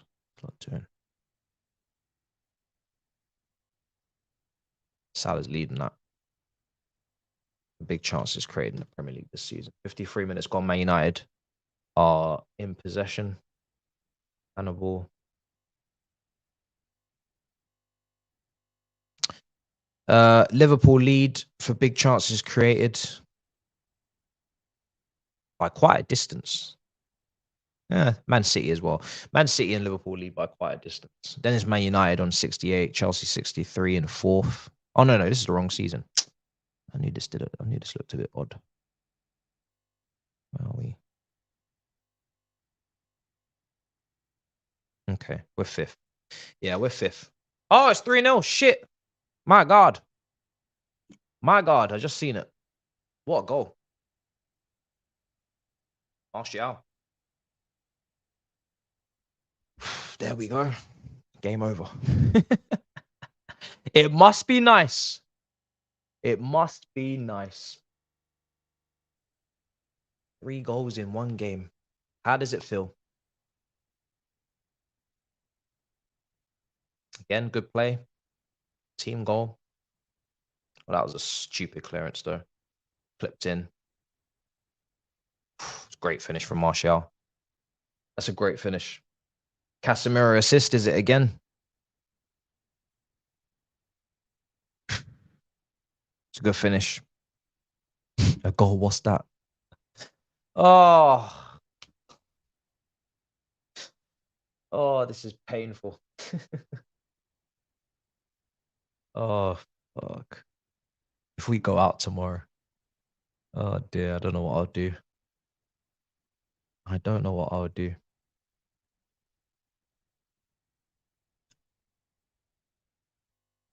Must be. We are big chances created this season. We are 2 from Liverpool and Newcastle. Brighton are in 16th. Sorry, Brighton are in 3rd with 16.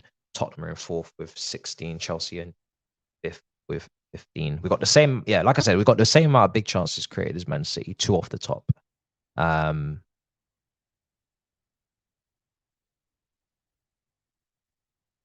Arsenal quite low, 7 big chances created this season. They're in 15th. Arsenal. Man United are 9th, 12. Arsenal are really low down. Obviously, your usual suspects are down there. I'm sure you all know who they are. Mallorca 3. Who's? What do you mean 3? 2-0? 3-0? Oh yeah, 3-0 to Man United. Yeah, 2-0 to Mallorca. My days. Wait.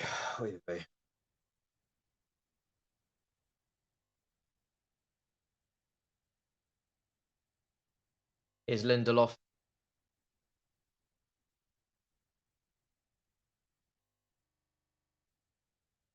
Is Casemiro?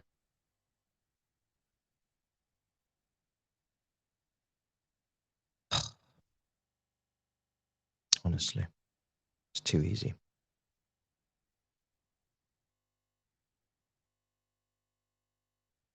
Oh, finally. Is that done deal exclusive, right? Finito?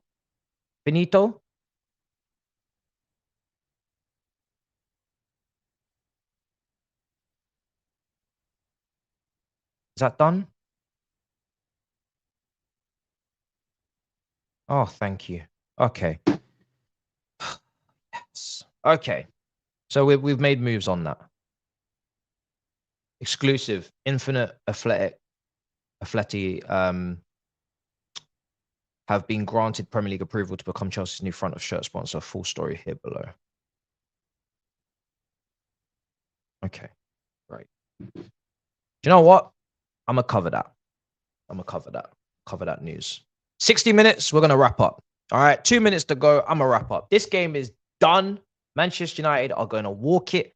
Crystal Palace have come here on some foolishness, and we got some breaking Chelsea news. And I got a preview. I want to put it all in a package and record it while it's fresh. These lot are taking the piss with life. 2 months for approval, longest sponsorship ever. Finally.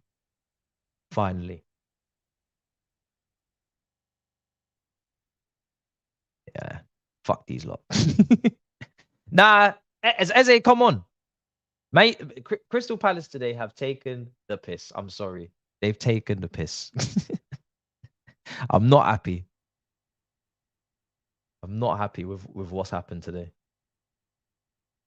They've not even been competitive. This is a team, I'm not even being dramatic. This is a team that have had 0 shots. I haven't even updated the score. 0 shots in the game. Like, don't be silly.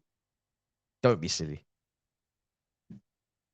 This is not. I think championship teams would have actually given Manchester United more. Eze is coming on now. So let's just make this clear. 60 minutes in. 60 minutes in. 60 minutes in. And Crystal Palace had not had a single shot. 60 minutes in. Not a single shot. Don't play with me, man. I'm sorry, that's a piss take. I'm not even being dramatic. That's actually a piss take. 60 minutes in, they've not had a shot. Not even one shot. Nah. It's disrespectful.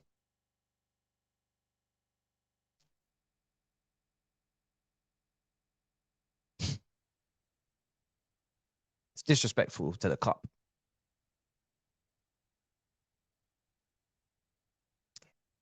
It's nuts.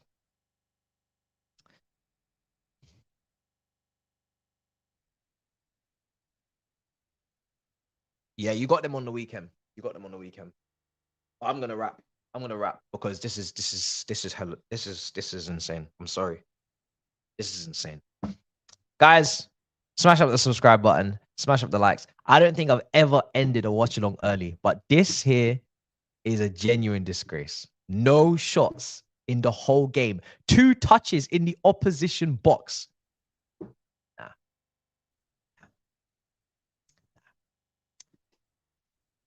You're gonna love them on Tuesday. You're gonna love the Den on the Tuesday next year. That's not very nice.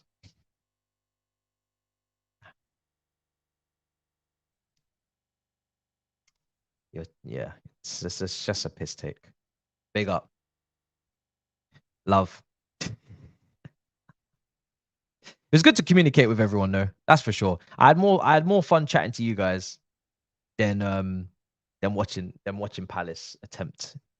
Just disgusting. Just honest. Look at fuck off. What a joke. Oh, I'm gone. In a bit, people. These lot are making me angry. I'm gone. In a bit, people. Peace. What a disgrace, man. Look at these players I'm having to watch. Oh, Lord. Oh, I had enough of that with Chelsea, man. Fucking holding at the back with Richards. Give it a rest.